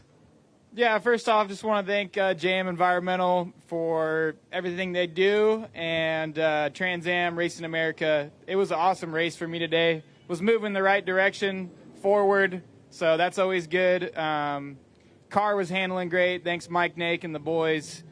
Just can't say enough about the event this weekend. It was great, and it's great to finish it off on the podium. Feels really good. Nice. Yeah. How about that? Yeah, you had some bad luck in an earlier race. Come on now. Hey, and how about a big round of applause for Cole, John Moore, JM Environmental. Thank you for bringing us here. Thank you for being the title sponsor of this event. Come on now, JM Environmental. Round of applause. Thank you, John. It's been a fantastic weekend. All right, hold up those trophies. Come on, California. This is getting close to the end here. Let's hear it for Kyle Kelly, Cole Moore, Graham Jacobson in the Western Championship. Summit Racing Equipment is giving all these drivers $50 at Summit Racing Equipment. Let's hear it for Summit. And then, now, guys, you can throw out those hats. Last chance for people to catch these great hats. Yeah, man. You get... Did I? Wait, hold on. Yes, Stanton Barrett, hold on. Thank you so much for that. True professional right there. Graham, you got to call me out on that. Man, what happened? Brain toot. That's what we call it. So, tell us about your race out there. Stanton, thank you so much. I would have gotten in a lot of trouble for that. I mean, we struggled all weekend, really. Yesterday wasn't the best, and we lost our brake fans yesterday on lap 2. So we made some last-minute changes this morning and just kind of went out there and drove and just picked people off one at a time. And I'd be lying if I said the cautions at the end didn't save my race. So just overall, a really great weekend from all the crew at SBM, and huge thank you to them, and huge thank you to Hertz Car Sales as well. Nice. What about your family right here? Yeah.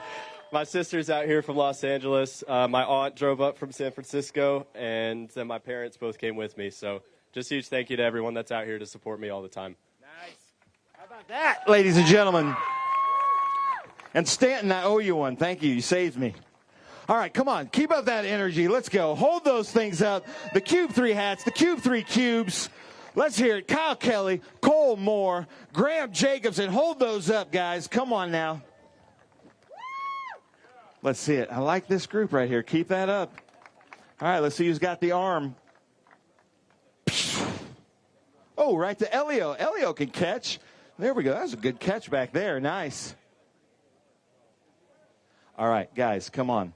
The Western Championship, a great championship of Trans Am. I'm not allowed to say this, but I'm going to. My favorite championship in Trans Am. Love hanging out with these guys. Come on now, one last time. Let's hear it. Kyle Kelly, Cole Moore, Graham Jacobson here in the Cube 3 Architecture TA2 Western Championship. So great to have that out here at Sonoma Raceway. Two great TA2 races here at Sonoma. Did you guys enjoy what you saw this weekend? Love it. Eric's trying to give him some instructions there. Let's see what you got now. You don't have to do any dry cleaning. We've got a big break before our next races. Kyle Kelly, Cole Moore, Graham Jacobson. Go nuts, guys. Get weird. Oh, right in the face. Oh, man. Kyle Kelly. Luckily, I remember everything. Well, guys, that does it for the Cube 3 Architecture TA2 Series here at Sonoma. The Trans Am Series presented by Pirelli. But we will be back here next year. Absolutely love coming here. And then I think the weekend after, according to the plan, we're going to WeatherTech Raceway, Laguna Seca, back-to-back. So if you're true Trans Am fans, you're going to see us here, and you're going to go down there. But thank you guys so much for coming. We've got more races to come with SVRA. Stay tuned, but thank you so much for coming out.